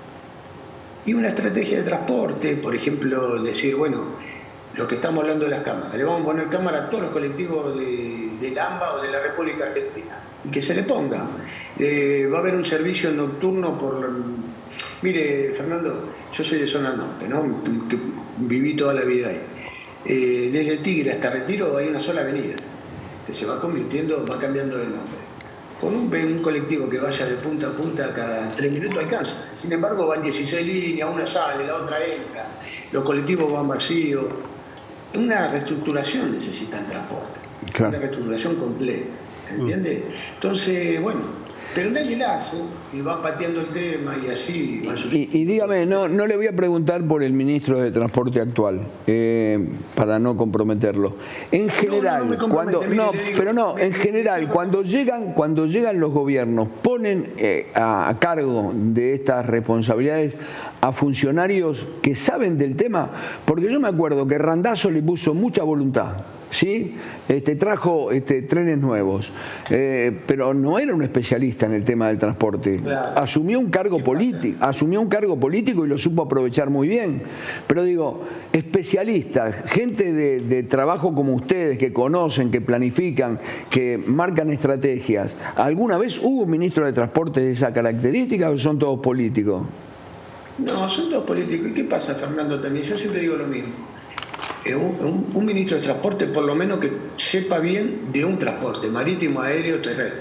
O sea, alguien que se pueda especializar, o de un transporte, el otro que lo acompañe. Ahora, ¿qué pasa? Alguno que tenga también alguna tarjeta SUBE en la mano, ¿no? Que haya viajado en colectivo alguna vez. Claro. Ahora, ¿qué pasa también?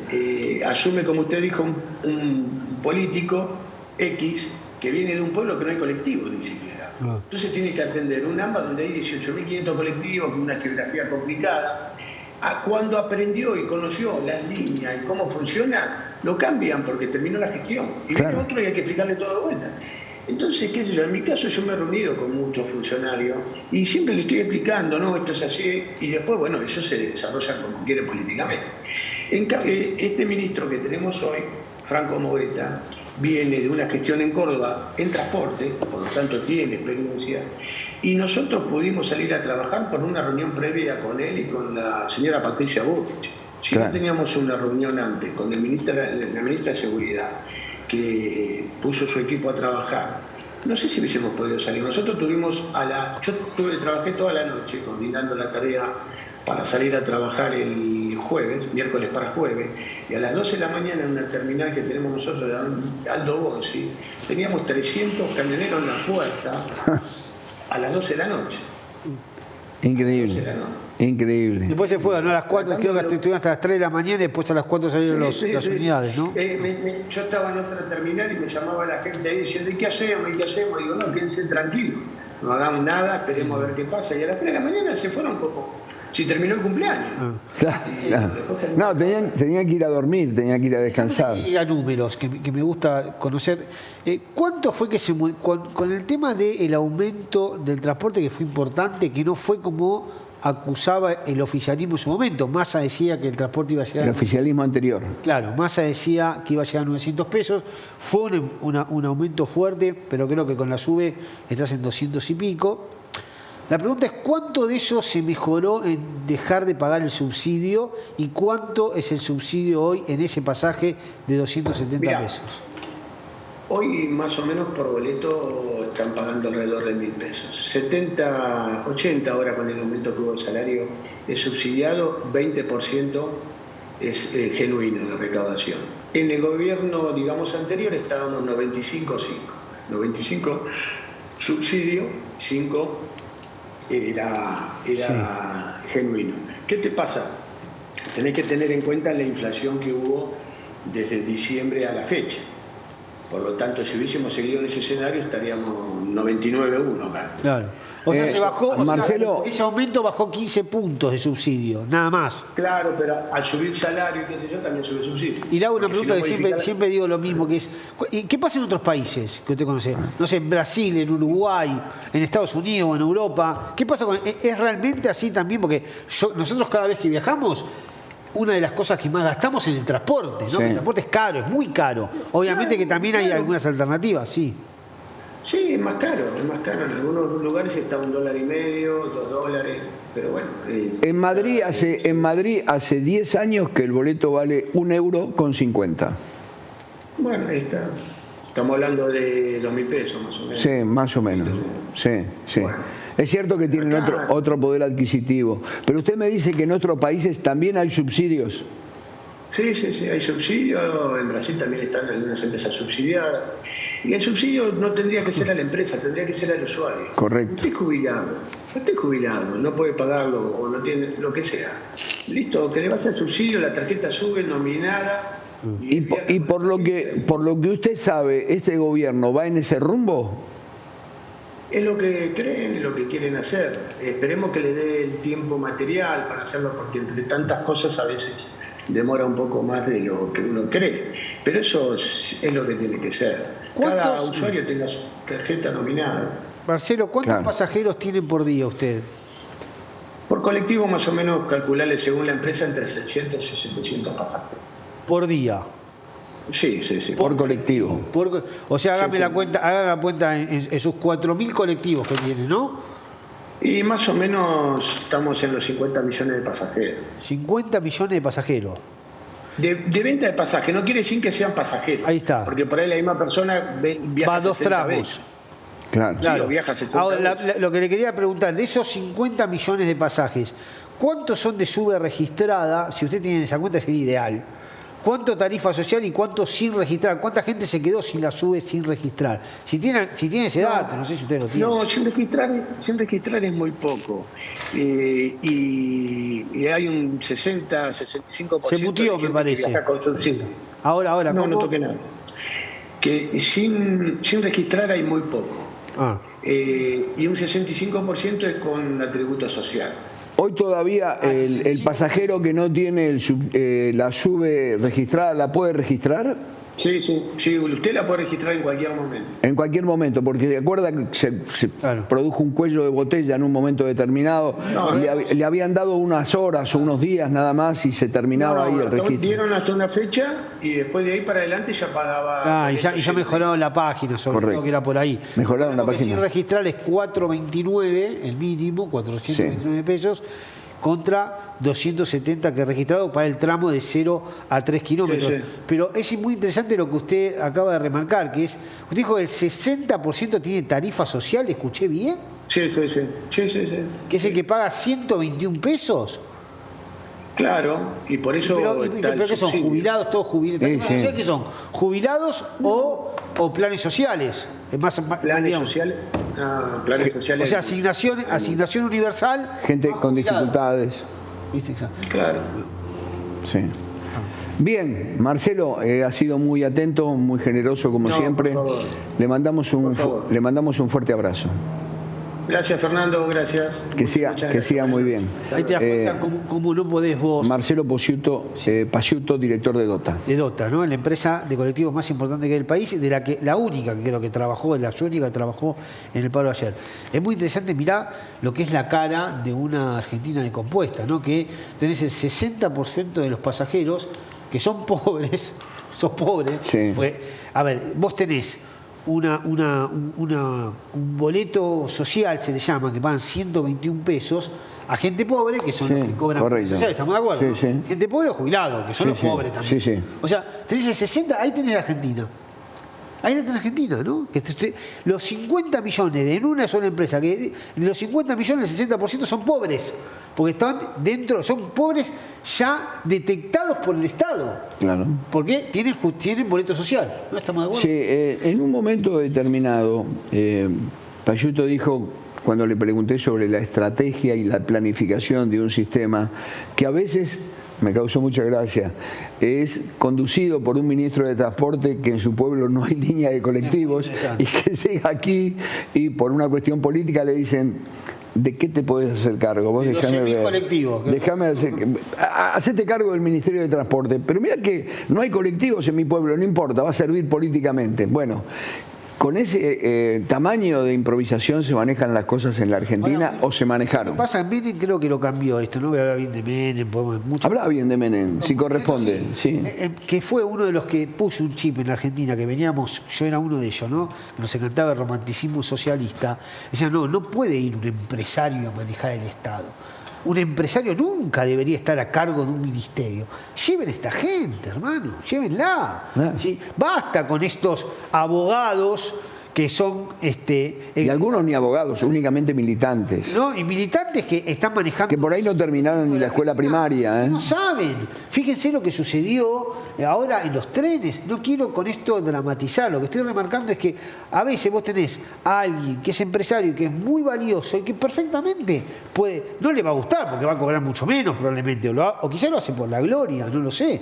Pero evidentemente hay gente que sabe que dice, che, mirá, yo tengo 12.000 empleados y el 80% trabajó. Sí. A pesar de la presión de los gremios. Es un tema que realmente es para destacar. Vuelvo a insistir con respecto a las tareas del gobierno. Nos decía Pasiuto recién, cuando yo le hablaba de la estrategia, porque él habló de una nueva planificación con respecto al transporte en todo el país. Y él dijo, bueno, se va a demorar, el gobierno tiene otras prioridades. Y es cierto, el gobierno tiene otras prioridades, pero no puede dejar otras prioridades. Yo entiendo que la meta del presidente Milei sea la económica, porque si no arrancamos desde allí, seguramente no vamos a arrancar como país. Pero por ocuparnos de ello y por no tener un control sensible sobre el tema que pasó hoy, por no tener un control sensible porque nadie había advertido, porque no se hacen revisiones, que se habían robado una cantidad de cables, o porque no tienen funcionarios férreos para hacer cumplir los horarios y que los empleados estén en el lugar que tienen que estar y no yéndose a tomar un café. Pasó algo que pudo haberle traído a Milei muchísimos dolores de cabeza. Entonces yo entiendo que hay una prioridad, que es tener una inflación por debajo de un dígito, que parece que lo van a lograr. Por ahora un dígito alto y seguramente llegarán a fin de año con un dígito bajo.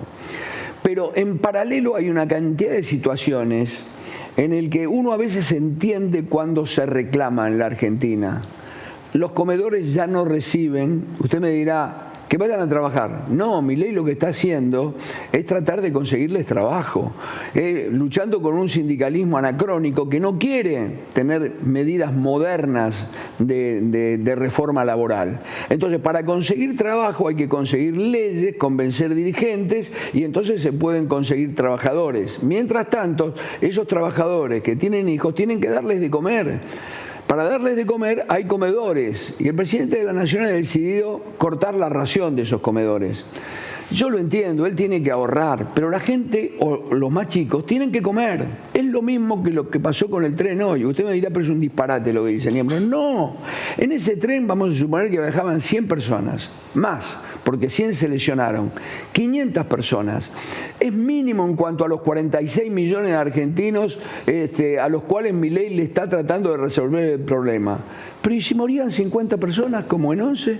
Estaba ante una tragedia de la que era responsable él, sin ninguna duda. ¿Por qué? Porque si bien traemos de antaño un desinterés y una negligencia por nuestro parque de trenes o de automotores, también ya les dije de la salud y todo lo demás, si bien traemos de arrastre, los funcionarios, en lugar de estar en las oficinas y haber comprado, como en el Ministerio de... ¿dónde está Petovelo? Capital Humano, nuevas camionetas. En lugar de comprar nuevas camionetas, que se muevan caminando tomando el subte. Tomando el subte, ¿sí? Como hace todo el mundo, o tomar el tren, o tomar el colectivo. Pero además también... En lugar de comprar camionetas, se hubiera comprado tarjeta SUBE. Bien, entonces, está bien. Hay una política que yo estoy de acuerdo, hay que seguir. Hay que hacer una racionalización de gastos, yo estoy de acuerdo, hay que seguir. Ahora, no se puede...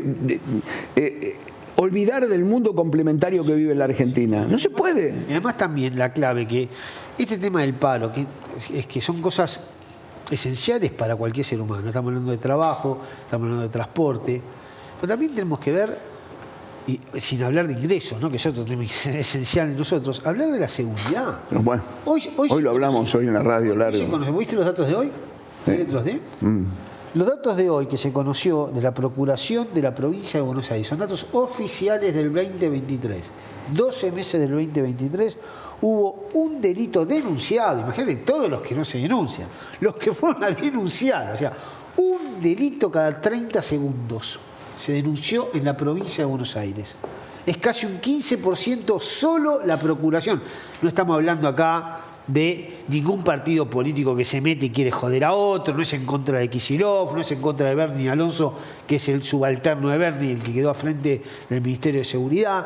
Estoy marcando, son datos. La Procuración dijo, ¿cuántos datos de delitos hay? Delitos de todo tipo, delitos que van desde robos, asaltos, entraderas, peleas callejeras, abusos, violaciones, estafas, asesinatos. Todos los delitos. Un delito cada 30 segundos se denunciaron, que se cree que por cada uno que se denuncia hay otros 4 que no se denuncian. Que no se denuncian.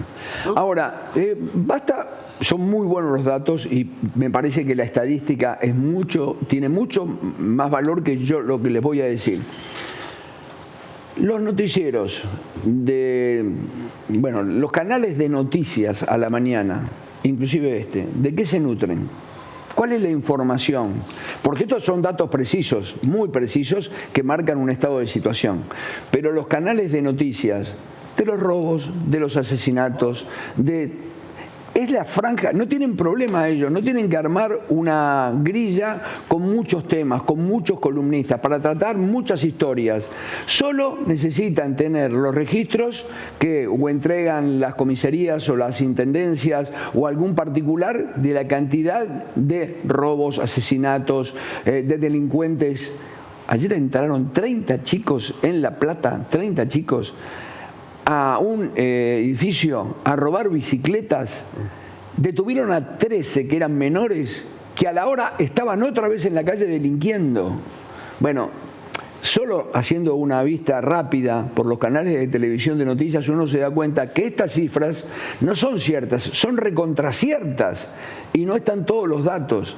Ahora, Kicillof está preocupado por el acto que va a hacer el sábado Cristina, porque él le va a contestar con otro acto el 18, porque se están jugando la vida ¿de qué? ¿De qué peronismo? ¿De qué peronismo? El peronismo que antes realmente tenía como banderas estas, ¿sí? La justicia social, entre otras, se dedicó a robar. ¿Sí? Entonces, más atención a la cuestión pública, ¿sí? Más atención a la cuestión pública, un ejercicio mayor por parte de la policía de la provincia de Buenos Aires, porque uno tiene que hacer la salvedad de que hay algunos intendentes que están preocupados. Por ejemplo, el de Vicente López está preocupado. El de Tigre, que es peronista, está preocupado. Muy preocupado y muy atento Zamora sobre estas situaciones. El de San Isidro, que antes era radical y ahora peronista, está muy preocupado por esta situación. Hay un tema de gestión. Yo te lo decía hoy en la radio, que es, me da la sensación, ¿no? Obviamente que hay municipios muy diferentes por un tema históricamente social, de cómo está distribuido y las carencias que tiene la gente con otros municipios. No puedes comparar Vicente López, San Isidro, San Fernando. Sí, pero mira que San Isidro tiene la Cava. Sí, la Cava igual es una villa que es incomparable con cualquier otra, con Fuerte Apache. No se pueden comparar. Ahora, lo que yo remarco es que, ¿saben cuántos homicidios en ocasión de robo hubo en Vicente López en el último año? En el último año y lo que va de este año. O sea, homicidios en ocasión de robo. 0. No mataron a nadie. A nadie. Y uno en los últimos 2 años y pico. Te estoy hablando de todo 2022, 2023 y lo que va de 2024. Cuando vas a San Martín las cifras son espantosas. Son realmente complicadas. Y estás hablando de Constituyentes, que divide ambos municipios. Claro. Estoy dando un dato nada más. Obviamente que San Martín es otra...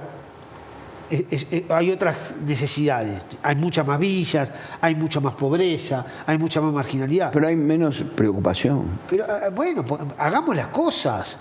¿Qué hay en Vicente López que se hace bien que se puede hacer en San Martín? Bueno, hoy pudimos registrar un hecho una vez más, que no lo habíamos destacado hasta aquí, pero quiero remarcarlo.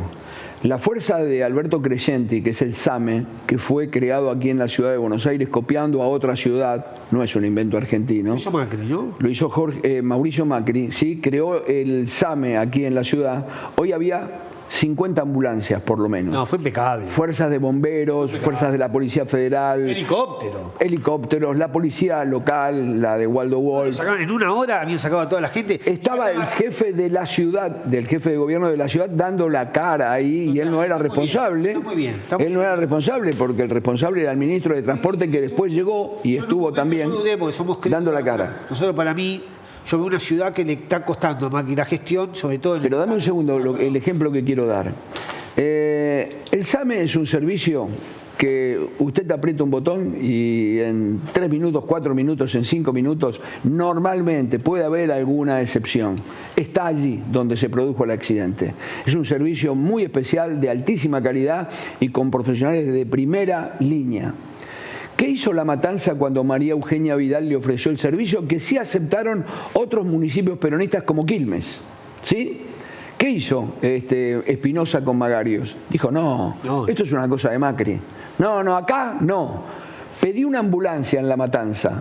Pedíla en Los Kilómetros. Los Kilómetros se llama una zona de La Matanza que está allá por la Mercedes-Benz, más cerca de Cañuelas que de la capital. Tercer cordón, famoso. No te llega nunca. Nada más que por una cuestión y un prurito que tiene que ver con la política.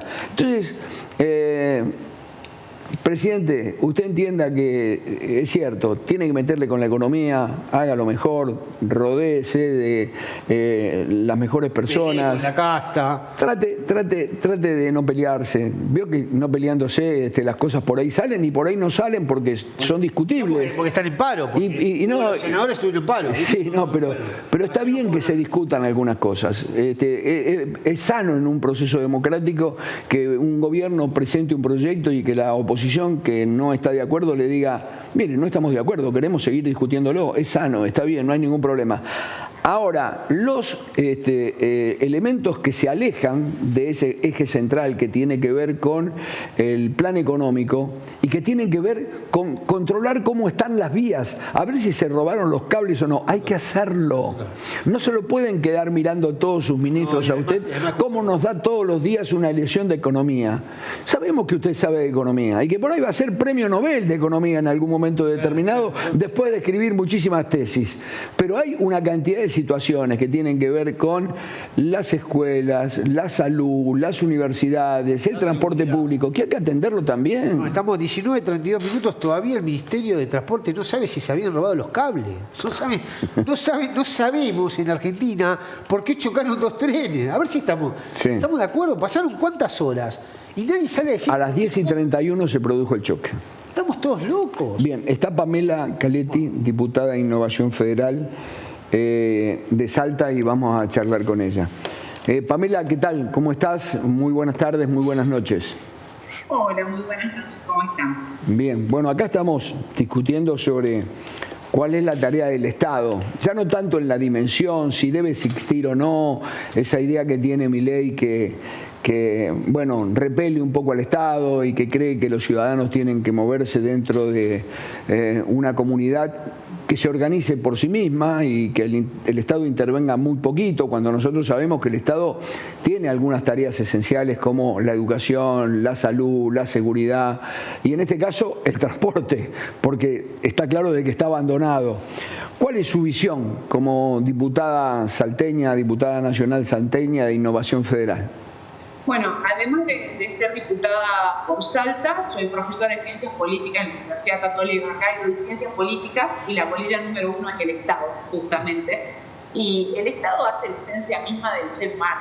O sea, el hombre, Aristóteles decía que el hombre es un animal político y que convive, y a la medida que organiza esa convivencia hay Estado. El Estado es una entidad que tiene que estar presente y ahí es donde tenemos que discutir el rol, claramente diciendo absolutamente con la mirada del presidente respecto del Estado. No, yo entiendo que nosotros nos hemos acostumbrado a un Estado protector que superó cualquier límite y se metió en nuestras vidas determinando muchísimas cosas, cuando lo que necesitamos nosotros es libertad para decidir nosotros en muchísimos ámbitos. Pero hubo gobiernos tentados a, bueno, regirnos hasta cómo debíamos hablar, de qué manera teníamos que aplicar nosotros el lenguaje. Pero me parece que Milei tiene una observación en las antípodas.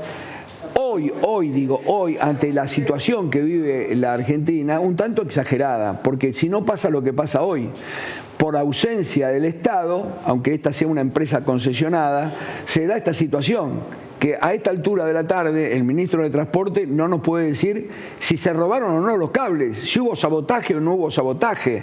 Entonces el Estado mínimo tiene que estar por allí, bueno, rastreando con una lupa, che, de acá hasta acá se robaron los cables, por eso pasó, por eso falló la señalización, por eso, gracias a Dios, no murió nadie. Hay gente que está muy delicada, muy grave y rogamos por ellos para que se curen, pero me parece que en el camino a buscar una libertad absoluta, que yo no sé si se da en alguna parte del mundo, pero que Milei la tiene en la cabeza, me parece que el Estado tiene que reparar en determinadas circunstancias, ¿no? Totalmente, sí, coincido plenamente con vos, pero además no existe un solo Estado en el mundo, sino que hay Estados que son... El Estado es una organización política de la sociedad. La sociedad argentina tiene determinada configuración sociológica que requiere determinada participación del Estado. Habiendo tenido durante tanto tiempo un Estado tan presente, el retiro absoluto del Estado es una locura. Realmente deja a la sociedad absolutamente desprotegida y sin duda nosotros necesitamos un Estado presente que aplique el principio de subsidiariedad, es decir, que haga aquello que no pueden eficientemente hacer los privados. Los privados no pueden controlar a los privados eficientemente, entonces ahí es que tiene que estar el Estado prestando los servicios básicos, lo esencial, lo que no puede existir, y controlando que aquellos servicios que no se prestan por el Estado, por ejemplo, seguridad, defensa, son que necesariamente tiene que poder prestar el Estado. Y los otros servicios que pueden prestar los privados tiene que controlar, obviamente, y hacer un rol de veedor, ¿no? De control, porque las relaciones en la sociedad no son parejas, hay personas más poderosas que otras y ahí tiene que estar el Estado equilibrando esa balanza. No, sin ninguna duda, pero un Estado que sea transparente, porque el Estado anterior hizo compras de vagones y de máquinas y de elementos que se necesitaban para que el transporte de trenes de pasajeros funcionara. Pero Milei acaba de hacer una revisión y de 24 máquinas que le habíamos comprado, locomotoras que le habíamos comprado a China, 4 desaparecieron, no se sabe dónde están. Bueno, pero fíjense que ahí lo que hubo, al margen de eso, también hubo un Estado que no funcionó. ¿Qué pasó? Que no funcionaron los mecanismos de control, ¿no? Auditoría, judicatura. Entonces también, a veces, cuando las cosas no funcionan bien, no es que directamente las eliminás, sino también tenés que determinar qué es lo que pasó y determinar las responsabilidades, porque si no hay responsables, esta parece ser un cuento de nunca acabar, ¿no? Esta vez los trenes, otra vez son otras cosas. Entonces, hay mecanismos constitucionales y legales que deberían funcionar. Por ejemplo, la Sindicatura General, el sistema de auditoría. Entonces, ¿qué pasó que no funciona? Pamela, déjame volver primero a tu terruño, ahí a Salta. Sos diputada de Innovación Federal. Innovación Federal abrevó en qué partidos. ¿Eran peronistas, eran radicales, eran del Movimiento Popular Salteño o se creó como nuevo? Sí, yo pertenezco al Partido Justicialista de Salta. Históricamente siempre estuve ahí. De hecho, pertenezco a la comisión directiva del Partido Justicialista. Con esta nueva situación económica y política decidimos separarnos. De hecho, yo estaba en PEC y se formó con diputados de Salta, de Misiones y de Río Negro. Y lo que tiene UP es que representamos a las provincias, al pueblo de la provincia, como lo dice la Constitución, más allá de nuestra pertenencia partidaria personal, y entendemos que no podemos aceptar o rechazar un proyecto de ley o proponer según el signo político de quien lo presente. No estamos de acuerdo a decir a todo que sí, levantar la mano sin leer, como pasa mucho de diputados del oficialismo, o decir todo que no, solamente porque lo propone un gobierno que eligieron los argentinos, porque en el medio entendemos que quedan los argentinos atrapados. Creemos que esta coyuntura política y económica requiere de una mayor seriedad de nuestra parte, de dejar las baterías políticas de lado y ver cómo hacemos para sacar la Argentina adelante, y por eso creamos Innovación Federal. Bien, vos llegaste a ser diputada por el Partido Justicialista y después se creó la... en diputados, en la Cámara de Diputados creamos Innovación Federal. En la Cámara de Diputados. Se desprendieron del bloque de Unión por la Patria. Se desprendieron del bloque de Unión por la Patria y formaron un bloque que se llama Innovación Federal con otros diputados. Exactamente. ¿Y cuál es la relación que tienen con el gobierno? Porque ustedes están allí un poco para dirimir, casi como árbitros. Bueno, yo trabajo mucho con el gobierno de la provincia de Salta. De hecho, todo lo que la ley bases, trabajé con todos los equipos, con todos los ministros, con informes, con el gobernador. Trabajo muchísimo. Yo antes de ser diputada era asesora jurídica del gobernador, trabajaba personalmente con él. Y con el gobierno nacional tenemos una relación institucional tratando de, en un principio, bueno, la verdad que hubo un montón de agravios. Yo fui una de las supuestas traidoras en la lista del presidente la primera vez, cuando, tanto en el dictamen como en recinto, nosotros habíamos dicho, vamos a aprobar la ley en general porque entendemos que hay una situación de crisis en la Argentina que corresponde y sea declarada. Y por eso acompañamos la ley en general. Pero en recinto yo había dicho, no vamos a acompañar todas las facultades delegadas, ni porque sí, ni por las dudas. Entonces, en ese momento eran emergencia en 11 materias, con facultades delegadas por 2 años más, prorrogable por 4, sin intervención del Congreso, y después un montón de facultades provinciales se metían en cultura, ambiente, género, una locura. En cambio, con la segunda sí trabajamos... no es codo a codo, porque en realidad peleando con el oficialismo artículo por artículo, y así es que quedó en esta segunda ley base con 123 artículos en vez de más de 1000 como la anterior. Bien, da la sensación que van a tener tarea todavía con esta ley bases y con la ley fiscal, porque por los trascendidos, aunque el gobierno es optimista, no pasaría en el Senado, pasaría en general y volvería a la Cámara. ¿Vos crees que puede llegar a cambiar mucho? ¿Va a cambiar algo en el Senado? Y seguramente ustedes tienen chances cuando la tengan en la Cámara de Diputados de también hacerle alguna modificación más. Podría ser, pero la verdad es que es la democracia. O sea, la idea es que ni la Cámara del Gobierno tiene que entender que el Congreso, ni diputados ni senadores somos escribanía. Senado no es escribanía del diputado y nosotros no somos escribanía del gobierno. Eso es lo que discutimos en la primera ley. O sea, ustedes traen un proyecto, no una ley, para que nosotros le... Y este proyecto pasa a Senado. Yo creo que hay que un poco descomprimir esta tensión con las modificaciones del Senado. Está prevista en la Constitución que así sea. Nosotros lo aprobamos, pasó a Senado, tienen otra representación. Nosotros somos representantes del pueblo de la provincia y ellos de las provincias.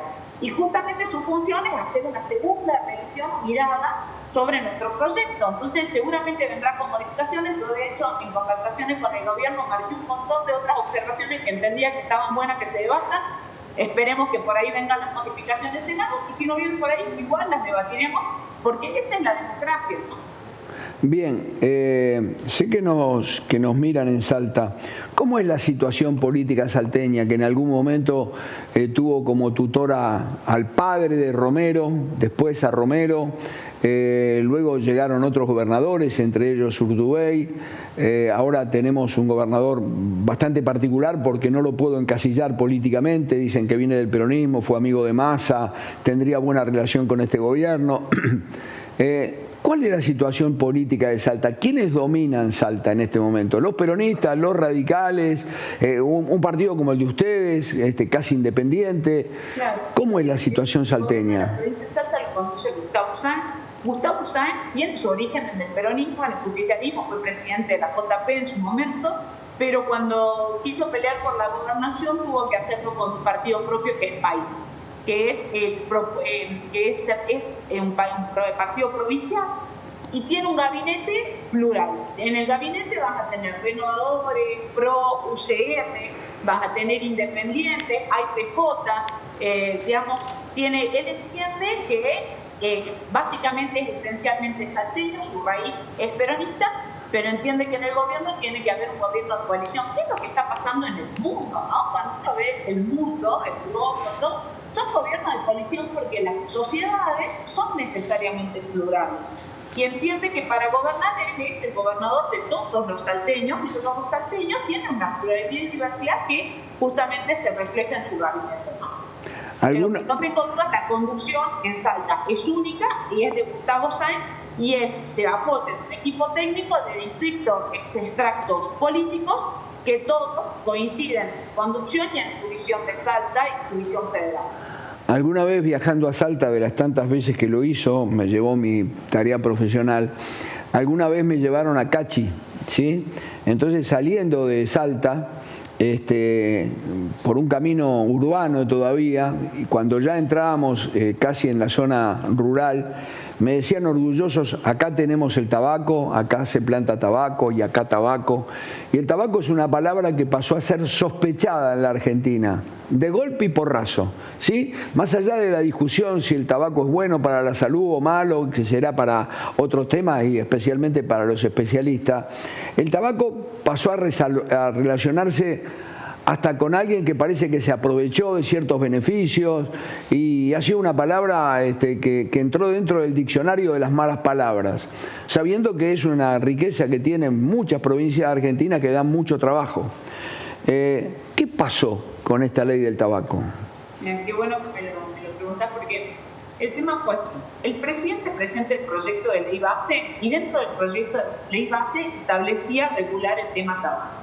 El tema tabaco es uno de los principales productos de las economías regionales en el norte argentino. Somos 7 provincias tabacaleras: Jujuy, Salta, Tucumán, Catamarca, Corrientes y Misiones. Entonces, de esas 7 provincias tabacaleras, para nosotros el tabaco el 80% del tabaco que se produce en Salta se exporta y se exporta a los niños. El problema del tabaco es que en 2016 se hizo una modificación en materia de tabaco en donde el cigarrillo paga un impuesto variable y un fijo. Hubo una generación de medidas cautelares y eso hizo que algunas tabacaleras pagan y otras no. Entonces hay una evasión millonaria, estamos hablando de miles de millones de dólares que no se le aportan a la Argentina. Por parte, se habla del señor Tabaco, pero detrás del señor Tabaco hay otras empresas tabacaleras que no están pagando. Esto porque la ley es mala, pero también, y hay que decirlo, porque AFIP no controla. Entonces, el presidente en diciembre la ley base pone el tabaco. Resulta que en el debate en comisión desaparece las normas de tabaco. Y a mí, nosotros dos personalmente como diputada de provincia tabacalera, digo, ¿por qué se acaba la regulación del tabaco? Pasado del 70% que paga actualmente al 73% y sacan el mínimo, con lo cual, con esta modificación, todas las tabacaleras empezarían a pagar más. Entonces, eso podría implicar para la Argentina $1.000 millones de ingresos. Y no es solo las provincias tabacaleras, porque eso está bueno que la gente lo sepa. El cigarrillo, según la Organización Mundial de Salud, todos los productos que son dañinos a la salud tienen que tener un componente tributario alto. En esa línea venía esta modificación, pasar del 70 al 73. El cigarrillo paga impuestos internos e IVA, que son coparticipables, van a las 23 provincias, ¿sí? Buenos Aires, que no tiene una planta de tabaco, se beneficia con esta medida. Además, paga FAS, que es un fondo de asistencia solidaria que van a ser a los jubilados. Además, paga ingresos brutos, que entra cada una de las provincias por cada paquete que paga. Y además paga FED, el Fondo Especial de Tabaco, que es para los productores tabacaleros que son de las provincias, para justamente compensar las estacionalidades y que para nuestros productores es fundamental. Entonces digo, no eran solo 7 provincias, es el ANSES y es todas las provincias con coparticipación en un momento en que la Argentina está sufriendo un ajuste atroz a la gente en materia de lo que es gasto. Tenemos la posibilidad de que tener más ingresos, que lo paguen las tabacaleras, porque no lo pagan ni el jubilado, ni el docente, ni el laborante, lo pagan las tabacaleras. Pamela, déjame interrumpirte con lo siguiente, porque sos muy clara con la explicación. Decime por qué tanta cantidad de diputados se abstuvieron. No sé, yo lo dije, ¿no? Resulta que el presidente habló de varita, de coima, habló de presiones, habló de lobby, y después ellos mismos sacan la norma para la discusión. Dicen que la ponen en medidas fiscales y en medidas fiscales no lo pusieron. Por eso yo lo dije recién y no tengo problema de repetirlo. Nosotros queremos debatir tabaco. ¿Y cómo se explica que cualquier diputado de cualquier provincia vote en contra de la incorporación de este impuesto que va del 70 al 73, implica más ingresos en el momento más crítico de la Argentina para que lo paguen las tabacaleras por un producto que es nocivo para la salud y para estar de acuerdo con lo que dice la Organización Mundial de la Salud? Nadie lo puede explicar. Entonces dicen, no, porque lo queremos debatir después, porque hasta ahora nadie ha dado públicamente nada, un fundamento válido. Entonces, la verdad que, bueno, ahí aparecen los fantasmas de los lobbies. Lo bueno de esta acción, además que la verdad que fue transversal a algunos bloques, porque vimos que nos acompañaron 21 diputados de UP, UCR, Hacemos, Innovación, que entendieron todos que eran más ingresos para las provincias en un momento en donde las provincias están ahogadas. Muy bien, Pamela, queremos saludarte, agradecerte esta participación en nuestro programa y te mandamos un saludo, un beso, muchísimas gracias. Muchas gracias. Que sigas muy bien. En el final del programa, cuando ya nos vamos para volver el lunes, presidente, no le pido que se ponga el traje de ferroviario, el mameluco del ferroviario. Usted delegue bien, porque está en una tarea titánica. La Argentina es un país arrasado económicamente y usted se puso al frente de la batalla por recuperarlo económicamente. No puede estar en todos lados. Yo sé que por ahí se pega algún viaje que tiene sabor particular para los argentinos, pero está bien que lo haga. Si usted entiende que por su afecto a determinada religión o porque cree que a esa reunión que va hay empresarios que van a recomendar invertir en la Argentina, vaya, no hay ningún tipo de problema. Hágalo. Nadie se va a molestar por eso. Solo tuvimos un presidente que desapareció los 2 últimos años. Desapareció. Lo único que le pido al presidente es que tenga funcionarios atentos, acordes, con responsabilidad, que estén al tanto del tema. Usted me dice, y no le puedo pedir al ministro de Transporte que ande con una linterna por cada vía, porque los ferrocarriles argentinos son impresionantes, sus ingresos por Constitución, por 11 y por Retiro, y la verdad no alcanzaría. Sí alcanzaría si todos tuvieran rigor, si estuvieran disciplinados, si tuvieran capacitación, si supieran qué es lo que tienen que hacer. Y también este es un mensaje a los trabajadores. El que se fue a tomar el café, que no creo que sea el responsable, ya lo dirán las pericias, el que se fue a tomar el café sabía que ponía en riesgo la vida de otro compañero o de varios compañeros. 4 eran los que estaban involucrados en la situación. Un motorman, un ayudante, el otro motorman y el otro ayudante, ¿sí?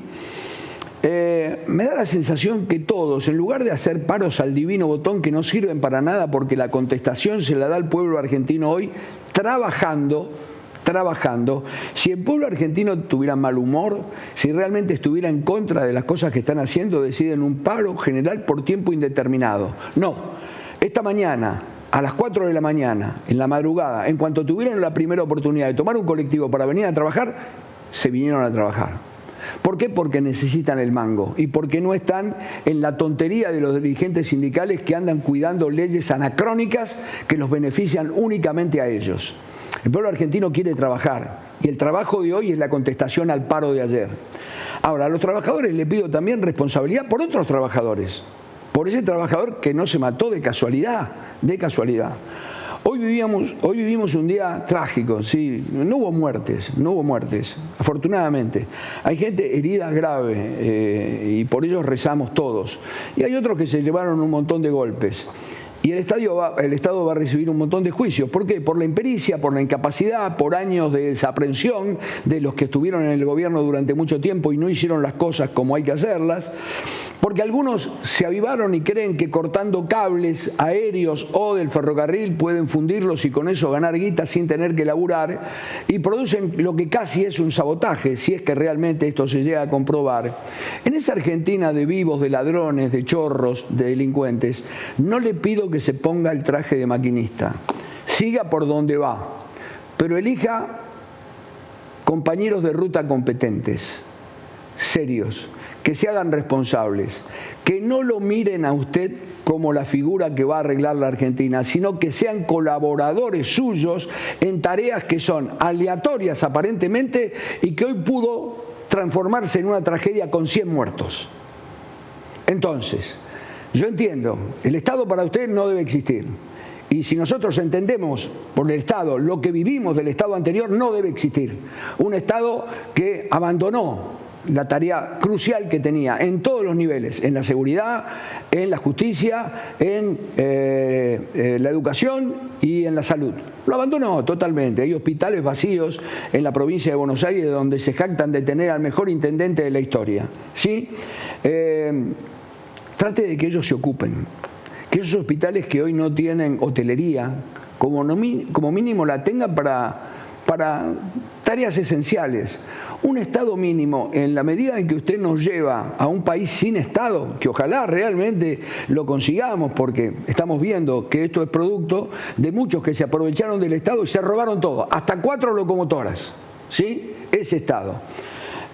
Mientras vamos hacia ese país que usted pretende, póngale un poquito de atención a los temas que la gente le reclama. El ingreso, el trabajo, los comedores escolares y estos trenes que parece que no sirven para nada. Les mando un saludo, que tengan muy buenas noches, muchas gracias y que pasen un buen fin de semana.